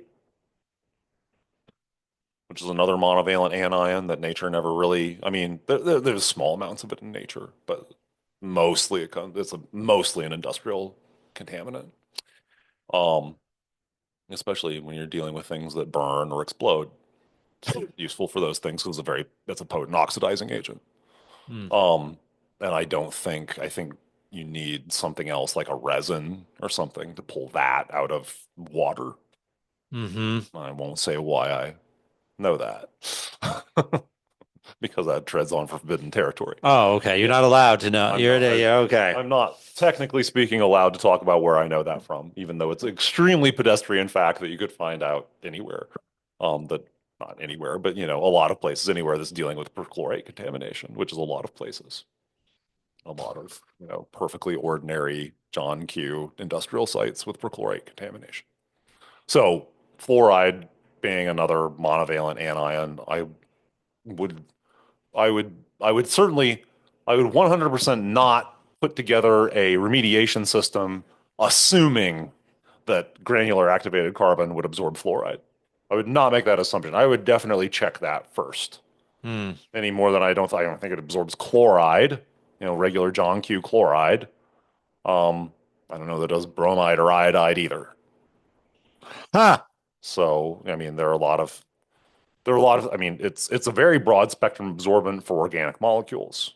Tons of organic molecules can be absorbed by activated carbon, which is great because most of those things in drinking water in the modern world are not things you want to ingest. They're that better living through chemistry, and it's not better living when you're ingesting them. So, Okay. So it's better than not having it. oh yeah, yeah, a carbon filter will protect you from a lot of things. It may even I it may even absorb a lot of metals. Um, not, it may not be as good at them as it is at absorbing organics. And when you say organics, are you talking about organic waste products, or are you talking about I'm like talking about little critters? organic, any molecules that have carbon to carbon or carbon to hydrogen bonds, Mm-hmm. usually both, usually Okay. lots of both. Okay. And you don't want those in your body because, Most of those are, I mean, there are things like humic and fulvic acids, which occur in natural waters hmm and are pretty innocuous. I mean, you can drink small amounts of those. You wouldn't want to drink a ton of those either. right. But they're, naturally occurring. Of course, your body has ways of dealing with them. hmm Um, but the, manufactured natural pollutants, or not manufactured, unnatural pollutants, like all of those chlorinated hydrocarbons we were talking about last time, hmm those are, not good for you. No, no RDA, no, use that your body has for them. Your body has to do work to break them down, detoxify them, get the heck out of your body. Um, you don't want them. So if you get them stuck on your granular activated carbon rather than drinking them, you are money ahead. hmm Yeah, you would rather be in that situation. mm. Yeah. So then the only thing that technically get rid of fluoride would be reverse osmosis. That wouldn't necessarily be the only thing. Oh, okay. So reverse osmosis to deal with something that small means that you have a membrane that's porous, that's got pores that are the size of, atoms. Oh, angstrom scale pores. That's super small. They exist. You can do that. You can do that. It's amazing technology, frankly. It's insane. It's crazy. Yeah. But it's not the only way to do that. Oh, okay. You can also, what's super commonly used, 100 years ago, I think they were already doing this 100 years ago. You could get a mineral from a family called zeolite. So those are big open framework structures of silicate, silicon and oxygen, And inside these cages, you could house other things like chloride or sodium or calcium or whatnot. So you could use those as water softeners. You could have a ground up, tank full of this stuff. You soak it with regular salt. So you flood it with sodium and chloride. Then you take this salt solution out and you start passing your ordinary hard water through it. Why is water hard? Well, it's got too much calcium and magnesium and carbonate and maybe sulfate in it. Um, so these zeolites that are just flooded with sodium and chloride, the calcium and magnesium will come in and replace the sodium. And the sodium will pop out into solution. So you'll get this extremely weakly salty water that's not hard anymore. Okay, so that's a mineral that can do that. There's a family of minerals. There are lots of minerals that have, broadly speaking, a structure like that. But sometime in the later 20th century, people started replacing that with, when I was working at this is something I actually have a little bit of expertise at because I worked at a water softening franchise, a water care franchise in Rushville, Indiana, Moffitt's Water Care. Good for them. Um, anyway, but I was, dumping the mineral, which was actually a organic polymer that had a similar property. It had cages, it had places where you could have replaceable anions or replaceable ions could be housed in that structure. And you do the same thing. You flood it with sodium and chloride from your water softener salt, and then you flush that out and you pass your ordinary water through it, and it replaces the calcium and magnesium with sodium. And then you basically get a weak salt water. You have extremely weak salt water. Yeah, because it doesn't take much calcium or magnesium to make your water hard. Mm-hmm. And can you do the same thing with anions? Yes. I mean, you'll get chloride in the water and the carbonate might be absorbed. So the salt content of the end product, if you will, is nothing like ocean water, or like No. you wouldn't taste Nowhere near that salty. you wouldn't Well, taste the you saltiness. can, you, depending on how sensitive you are, you might notice a subtle difference. Okay. I mean, and whether it's that as opposed to all the other things that can make water taste just a little bit different from, one source to another. But the key is that our body is much better set up to deal with salt than it is the things that you. I mean, you don't do this primarily for drinking. Oh, okay. You do this primarily so that it interacts with soap better. Oh, Because if you wash your clothes or wash your body or wash your dishes or whatnot in hard water, the soap doesn't suds up as much, it doesn't clean as well. That's the reason that you soften water.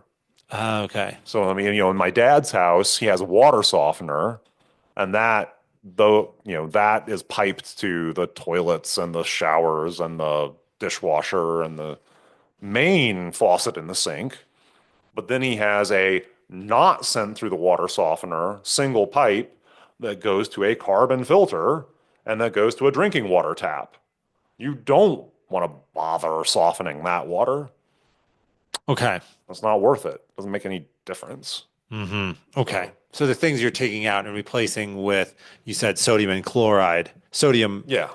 Uh, So, and all that to say, you could, I'm certain this could be manufactured. You could generate a resin that's like a synthetic zeolite that would be able to preferentially capture fluoride ions if you wanted to. I'm sure it's been done. I'm sure that exists somewhere. any of these any of these things that you manufacture eventually have to be swapped out because over time the target the target molecule that you're trying to capture latch on to slots that then are then unavailable for the next pass of Well, you have the to water regenerate burying it. them. You have to keep doing the equivalent at least of flooding it with salt, Okay. so as to pop that stuff back out. So And then pass it to yeah, is there wherever you reposit your waste. yeah. So can there be, frequently there is, I mean, what you're alluding to is often called a hysteresis effect. which that term Yeah, that's what I had in mind. that term originally comes from talking about magnetizing things. Okay. And then you have this relict magnetism, and it gets harder and harder for it to work the way it originally did, and Hmm. therefore usually not as well as it originally did. Hmm. But this would Hysteresis be a is the term. hysteresis effect where anytime you like push something from one state to another, and it sort of over time like lags and can't make it quite as far to the extremes that it used to, especially the useful extreme to you, Hmm. which in this case would be totally free of fluoride ions. That would be, you could call that a hysteresis effect. I mean, is that what you'd call like the gradual wear off of your battery life in your electronics? I mean, is that Yeah, that's another type of that's hysteresis effect. related, Yeah, right? It's like, ah, yeah, man, when I first got this phone, the battery could last for 2 days. Now yeah, I get 16 hours. yeah, yeah. Who's counting? But yes, yeah, yeah. Apple, yeah, Well, with there you their go. planned obsolescence. There's that. It is a hard, I mean, the battery materials are a, challenging engineering problem. Yeah, we should probably be more thankful than we are that the, They the work as well as they the do. fine engineers at Apple Yeah. have given us things that can keep us entertained with cat videos for 48 hours at a time. Yeah, there's that. There Yeah. is that. But Yeah. there are actually uses for batteries, lithium and otherwise. I mean, Mm, once again, to show my age, you remember something called a nickel cadmium battery? very vaguely. Heard of that. Okay. Yeah. Yeah, that's an older form of rechargeable battery that was, much more common in the 90s. In the 90s. Was that what they were using like for the first like portable drills? You remember that? Yeah. Like your Maybe. DeWalt Yeah. portable drill. So Whoa. yeah, yeah, with Those a with big, a huge batteries on the battery pack bottom was with heavier than yeah. the drill. Oh, Yeah. for sure. Right. It lasted 90 minutes. That's right. That's Right. right. Yeah, Then yeah, you had to recharge it. yeah, yeah. And of So that course, took 4 hours. you're like, let me see that name, nickel cadmium. Cadmium. Cadmium is bad for you. Okay. Cadmium's bad for you. Like cadmium makes lead blush. Oh. Cadmium is Okay. So this isn't bad for you. this isn't something that causes cancer. This is something that Whether it's cancer or whatever other form of toxicity, permanent liver damage, et cetera, et cetera. oh, okay. Something along those lines. Right. I won't Yeah. vouch for it 100% being cancer, but probably, I mean, almost anything can cause cancer. Um, Anything with some energy to it. yeah, and I mean, anything that's a chemical that your body doesn't know what to do with, then, it can just, it's amazing the way biochemists will describe, you know, molecules just kind of like go around as if they had wills of their own. Like, why does this RNA molecule like, pick itself? It's like it's on the train, like, for Mr. Rogers in the, neighborhood of make believe. It's like it's gonna go around here and it wants to go over here and see King. What was King? Was it King Friday or Prince Friday? Whatever. Anyway, but it's like it wants to do this. Like Yeah. the RNA molecule wants to move over here and then go over here into this ribosome and start generating this protein. Like, it doesn't want anything. It's doing what it does under the influence of thermodynamics, right? But we're so good at Anthropomorphizing things. everything. Yeah. Yeah. We're so good at So, it. so We're anyway, so instinctual for us. if this cadmium, which doesn't have any, the body has no use for this particular metal ion at all, Yep. and this starts wandering through cells because that's what it's going to do. It's just going to diffuse randomly through cells. Yep. Encounters, nuclei, with chromosomes that are trying to replicate themselves. It could jack up that process somehow. Hmm. Would And something like that cause Down syndrome? that would have to get into your germ cells, the ones that are dividing to form sperm and egg, and give you, what is Down syndrome, triploidy 23 or whatever it is. Mhm. Um, I'd have a hard time seeing a single metal atom doing that. But then again, I don't really know what Oh. affects that. You just mentioned chromosome. I was wondering if maybe Yeah, if there I was mean, enough. yeah, I'm talking about like as a chromosome is like just mutating one base pair or something. Oh, okay. Something at a much smaller level, or maybe Somewhere in our full of kidney, them. somewhere Yeah, or somewhere in our liver, right? yeah, That's yeah. where you're. Anywhere in the body. Yeah. Yeah, and anywhere, especially where cells are dividing rapidly. That's more likely to, which are, they're Not the dividing brain, rapidly because they have a job to do. not the brain. Not the brain so much, although Mm. there are brain cancers, so that must happen too. Mm. Um, yeah, but blood, bone marrow, what have you. Mm. The liver's got a lot to do. It's probably regenerating itself fairly rapidly. Okay. But also not the heart. I mean, you can, yeah, you seldom hear about heart cancer, I Right. suppose. Right. No, Doesn't mean it doesn't happen, but well, that's one of the things I've heard claimed is the heart is particularly slow to reproduce any cells in itself, if at all, but it's a trade-off between risk of cancer versus heart injury being more or less permanent. The claim I've heard is that heart tissue cannot effectively regenerate itself, and so yeah, that damage to heart tissue is more or less lifelong. yeah, yeah. And people used to, it's more a question of emphasis than it is, in decades gone by, people would emphasize that the brain, you know, basically doesn't regenerate. Now, and of course, that was never true. Now we talk about, the brain is so plastic. I'm like, that's probably too far on the other side. We've probably, Mm, yeah. I don't know that the data are that different that we're working with as opposed to the emphasis that we're choosing to put on it. It's probably jeez. some of both. Right.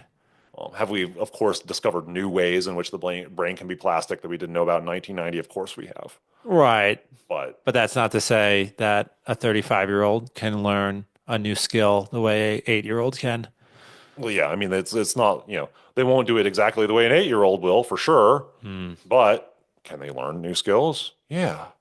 And you don't have to be a thoroughgoing materialist to say something must, I mean, you can be straight Aristotelian and say, okay, well, the soul is the form of the body.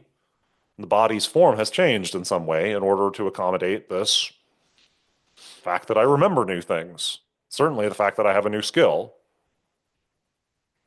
Something in the brain has changed. Actually, maybe things elsewhere in the body have changed, which, some people say is something that we've understudied.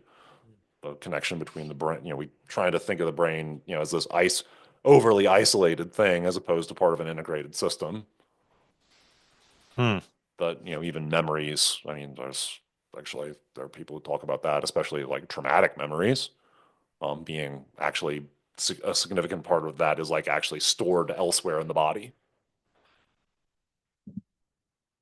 Whoa.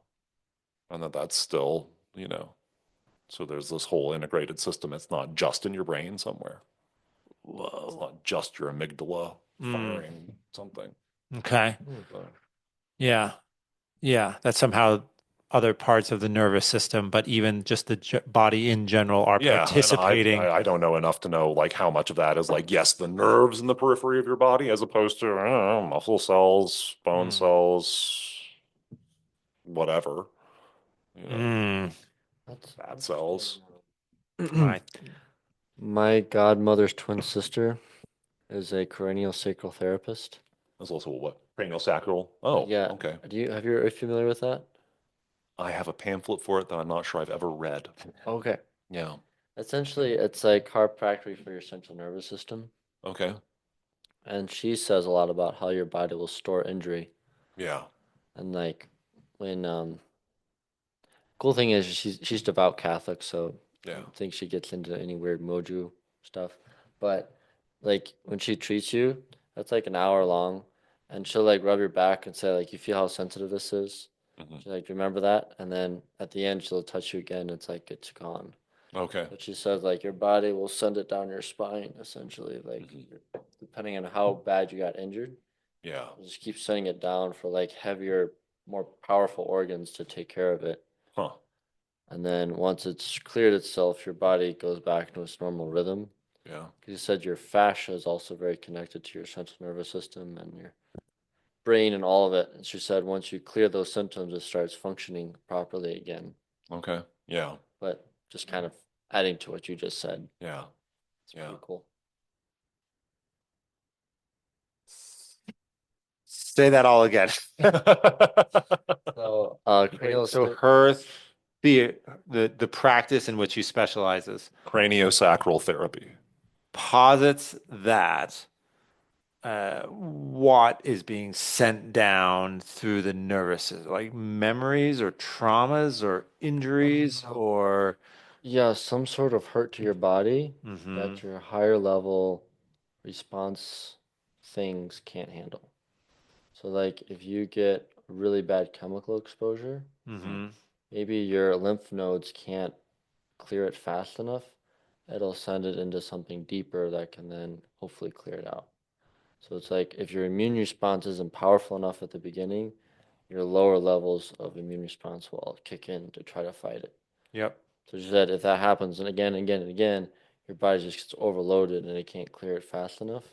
And what she does essentially allows your body to like get back to normal and have full function again. She provides an off ramp for whatever bodily systems are trying to contain the damage. I can send you a link. I'll do that now. Yeah. She's Yeah. pretty cool. Yeah. She's kind of on the leader. She also found out that your brain flushes itself every 3 seconds with spinal fluid. Well, every 3 seconds. Okay. It's very fast, yeah. But that's one of the primary things of sleep is your body's allowed to like fully clear out your Yeah. brain. Yeah. That's why you That wake. that was in when you were talking about that, I thought that was where you were going was like, you Yeah, need to be asleep between like whatever 11 and 3 or something, statistically speaking, to, allow your brain to do that yeah. cleansing function. Mm, It's really interesting. yeah. Man, I remember like listening to interviews with Navy SEAL guys. I think it was Jocko, some of his buddies were like, oh yeah, 4 hours of sleep a night. I remember thinking, even at the time, these guys are so cool. They are Right. clearly on a slow suicide march. Right. Oh, What are you doing? 4 hours of sleep a night? Yeah. Yeah, I had a friend who is a graphic designer. I mean, she did that for years. I think she's eased up on herself a little bit, but Mm-hmm. yeah, I mean, like, yeah, narcolepsy, Mm-hmm. multiple alarms, and just I don't know how Just she, constantly waging war on your body's yeah, instinct to rest. yeah, yeah. I don't know how she did that mm, long. It's sort of terrifying. Yeah. And there's my dad who just has like the world's worst sleep hygiene and like keeps the room really warm and has music playing and the lights on and like just basically tries to keep himself from sleeping and wonders why he can't sleep. Huh. Wow. Like the exact opposite of everything people tell you, just to keep the room dark, keep it reasonably cool, Mm-hmm. um, make it quiet. Right. Yeah, he does the opposite of all of those things. Don't be on screens and don't expose yourself to blue lights and all that stuff. Like, absolutely all of it. I've already said it before. I guess I'll risk saying it again. I can look at my phone till the last minute I go before I go to bed, Yeah, and all these put things it affect down, different people to different extents. Yeah, and I'm out in right. usually less than 60 seconds. Yeah, Yeah. yeah. Yeah. Well, I mean, I actually usually fall asleep pretty rapidly. My problem is the waking up The at waking two, up. Yeah, you've three, mentioned four that in the morning, before. and Now going to the what? bathroom, and then apparently my brain has decided to haul out everything that I might be anxious about and like caress it very lovingly. Right. Right. I don't Like, want to do this right yeah. now. Now is the time to think about whether or not we're going to get audited. Right. Now. Yeah, that's right. Yeah, Right. yeah, this is great. It's perfect. Oh my gosh. So do you filter your water in any way? Oh yeah, yeah. I have a very old carbon filter on. Okay. I'm in Amarillo, so like like I said, I'm pretty sure that water in Amarillo is already a little tiny bit brackish. It's Yep. like it's been softened for you. Uh-huh. That's got a little bit of salt in it, and clearly, yeah, it still has it after it comes out. I mean, clearly. I suspect, based on the flavor, I have no reason to believe that that's cleaned any salt out of it, nor do Mm. I think it was supposed to, or I don't think it's billed to do so. It'll clear out herbicides, all these other delightful organic compounds that are all over the place. It'll get atrazine out of your water, at least it's supposed to. 2,4-D, all these fun things we sprayed on row crops for decades and decades now. Lindane, uh, what have you. Gosh, man, we're really rolling the dice with our future, aren't we? We With really our are. agricultural products. Yeah, yeah, and then there's the whole question of what that does to the soil microbiome. Mm-hmm. whether you've read, gosh, what was the name of I mean, you guys were using those books, the the field science Matthews, right? Oh yeah.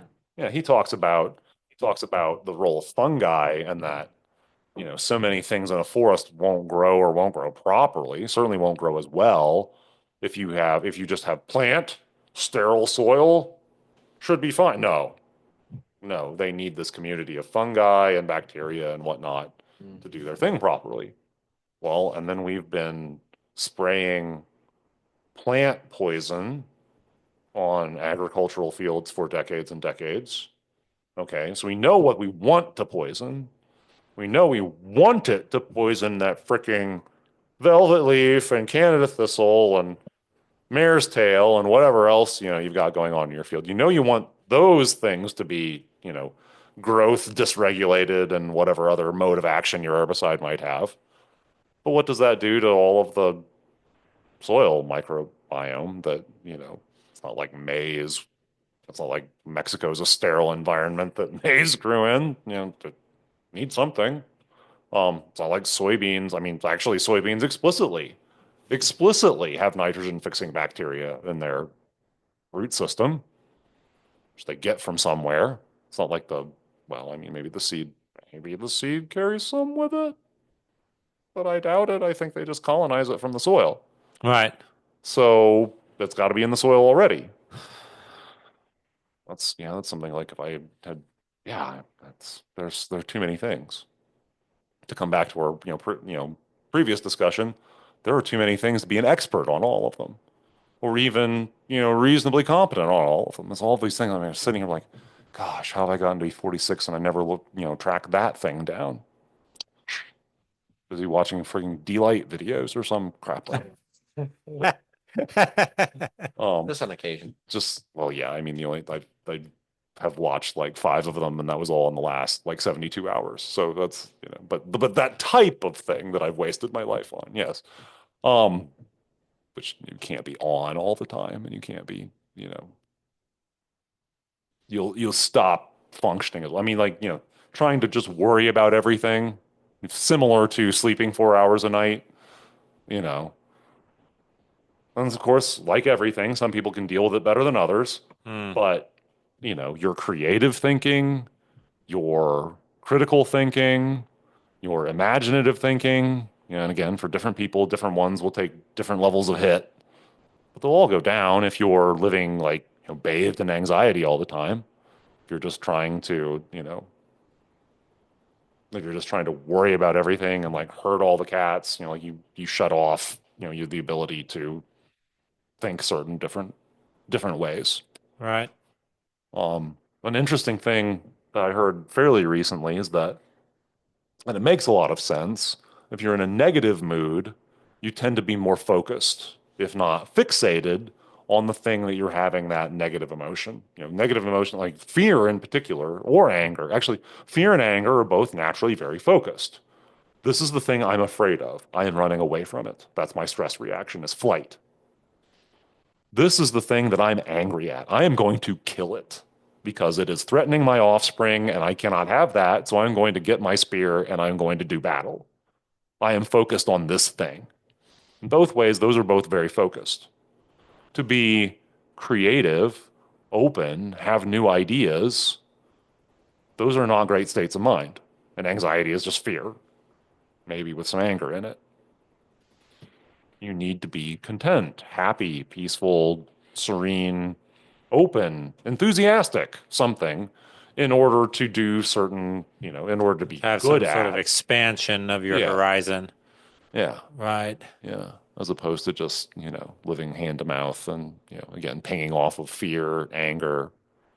Yeah. And if you're, Well, we've all, if you're mourning something, if you're sad, the other one of the big four, you're fixated on the thing that if you're, you know, Antigone has just watched, her father has just died and been swallowed up by the ground. She's pretty fixated on that. She Hmm. doesn't really have a lot of perspective on what else she can do with her life right now. She's sad. She's focused on her loss. So you do need positive emotions to do certain very important types of thinking. Huh. That's so that would make sense why sad people are seem like they're stuck in the same mind Yeah. rut all the time. Yeah.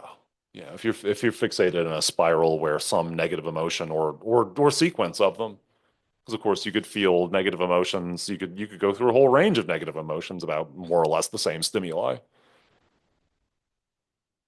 but all of them have this focus: Yoda was right.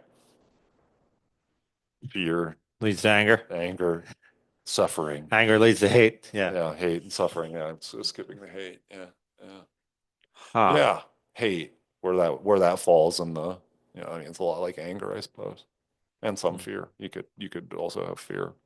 That's the question. How many basic emotions are there? Are you a lumper or a splitter? That time-honored question. You know, in that case, I tend to be a lumper just because, you know, I guess there's a slight advantage to it. If we have focus, we can, if we're very focused through oh, there anger are or times when fear, that's absolutely critical. right, we can accomplish a least bad outcome. Yeah. Again, if there is a wolf here, Hmm. um, I better be focused on that. Hmm. I better not be open to, oh, that's a beautiful tree. I wonder what kind of fruit that is. Yeah. That's not germane right now. We'll Right. we'll get to that. Right. Once I've We shoved have, my spear through the brisket of this thing that's threatening my children, then we'll get to that. then we can worry about poetry. Yeah, or poetry. Yeah, yeah, or why the sky is blue, or what have you. Yeah. Right. Right. Is that, I'm thinking of the lotus eaters in the Odyssey. I wonder if they represent something, an inability to balance the the desire for the emotions of contentment with some of the less positive emotions that are nonetheless a necessary ingredient of a actually balanced mental life. Yeah. I don't know if that's what Homer intended. I'd have to think Yeah. about It'd be that. fascinating to even have a glimpse into the mindset of someone writing when Homer was. Right. If Homer, right, back in the day, he was worried about those hippy dippy folks. Right? I'm gonna write, right. Well, yeah. I mean, I'm gonna write them into my they were book. pretty hippy dippy, weren't they? Yeah, right. The Lotus Eaters were hippy dippy. Interesting. The more things change, the more they stay the same. Uh-huh. Yeah. It's all in Homer. Yeah. Yeah. In germ, at Right. any rate. Right. Every affliction of the human race is found encapsulated on some island that Odysseus visits There you, at some point. there Yeah. you go. Yes. Yes. Yes. The Eastern Mediterranean was filled Huh. with the icons of human affliction. There you go. So before we wrap up, just what projects are you working on? What are you thinking about? Yeah, what's the summer look like for Paul Giesting? What am I thinking about? Gosh, I'm thinking about the fact that I'm glad that I'm here for graduation. Uh-huh. Yeah. Yeah. No, it's a privilege to be able to do that. Right. Yeah. Gosh, what else is, my life is a little too boring right now. Hmm. I have all of my earthly possessions sort of like organized to the point where I know where they are. If I really want to have a completely functioning household, I have a little more furniture. Sure. But yeah, yeah, that's been a really tedious. Yeah, I guess I could talk about probably more interesting to think about like books and things like that. Right. Rather than being afflicted by domesticity. Right. Yeah. I mean, I listened to a book. I finished listening to an audiobook by somebody whose at least pen name is Jack Frost. Like this guy is so ridiculous. I cannot even like he's got it. Some of this has got to be fictional. Like this Protestant pastor who is a fishing captain. When I brought that image up, I had this in mind. Captain Jack Frost, you are kidding me. You are making this up. This is not real. Supposedly, this book came out over 20 years ago. And it's this idiosyncratic, Protestant pastor who probably has a lot further to go than he wants to let himself believe in terms of like accepting God's love for himself and then conveying that to others. He just so desperately wants to be there already. I've done it. it's been 7 years since I had this, revelation and really changed my life. I'm like, dude, you do not sound like you're all the way there. But that's, yeah. But I mean, nevertheless, it was a whole, meditation on a more stereotypically dysfunctional male life than the one that I've led, but certainly points that I've got sympathy with and Uh-huh. probably could reflect on in my own life. That whole like this God is love business. I mean, yes, it sounds hippy dippy, but it's also real. Mm. I mean, God loves us in a very concrete and clearly, even though God loves us completely, He's put us in the world. There's a lot of awful things. I mean, human beings treat each other in awful ways. What does that mean? What does that mean? Well, I mean, among other things, it means providence. Like the answer is not here. Ultimately, the answer is not here.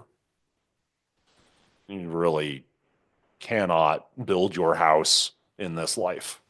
You can't.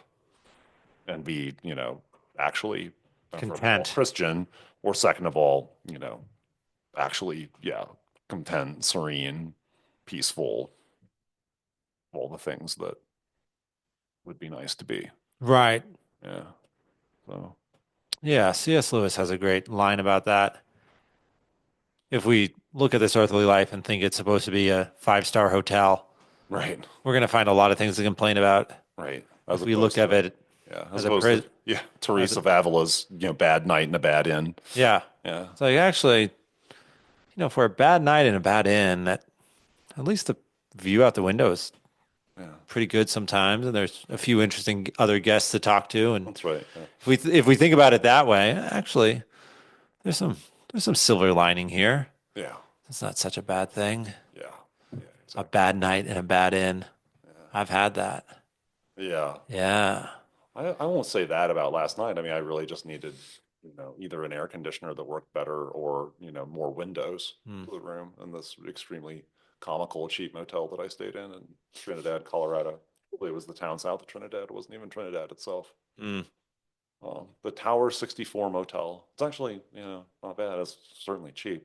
But underneath, like, it's named Tower 64 because there's this giant, high tension, Hmm. electrical tower right there. And so what's the story? You just can't bring yourself to spend another $100 on Well, I mean, it's so more scattershot comfortable. whether I've had nights where I couldn't sleep in hotels that cost two and a half times what that did. So I just Ah, don't know, you know. interesting. Um, and I've had perfectly good nights in a, Motel 6. Oh, I mean, basically as long as the room can cool off enough, I see. and be dark enough, which I mean, I brought I remember to bring my, sleeping Mask. mask with me, so I should be good, Hmm. until the sun is outright, shining directly in my face. With that thing on, I can usually sleep. So yeah, it's a bad night and a bad end. That was a random tangent, yes, Hmm. but Well, that's good to keep in mind. Yes, when we inevitably face the moments that do not feel transfigurative. yeah, Right. yeah, yeah, yeah. I don't think it's the time to start talking about, diamond defects or quantum computing, so maybe we can hang it up there. Let's hang it. We can hang it up there. Yeah. We could, we should, yeah, we got to have you back to talk about diamond defects and quantum computing. Okay. Okay. Yeah. You think you can handle that much chemistry? Can you handle the chemistry? Well, we can handle more than we could when we Okay. first began this That's right. adventure Let's have a of chatting growth with Paul mindset. Giesting. Yeah, Yes. that's I right. know. I think I That's might right. have to enroll in a class. Can't, yeah, bring my brush up on my chemistry once again. But that brings us right back to, well, how much time is there to focus on? That's right. Yeah. You got to choose. You got to You have to choose, choose. That's and right. know that your choice will leave some goods on the table. Yeah. They will be goods that you do not take for yourself. That's right. Very good. Well, Paul Giesting, always a pleasure to have you, man. Always a Yeah, pleasure coming over here. Thank you. absolutely. Good to have you.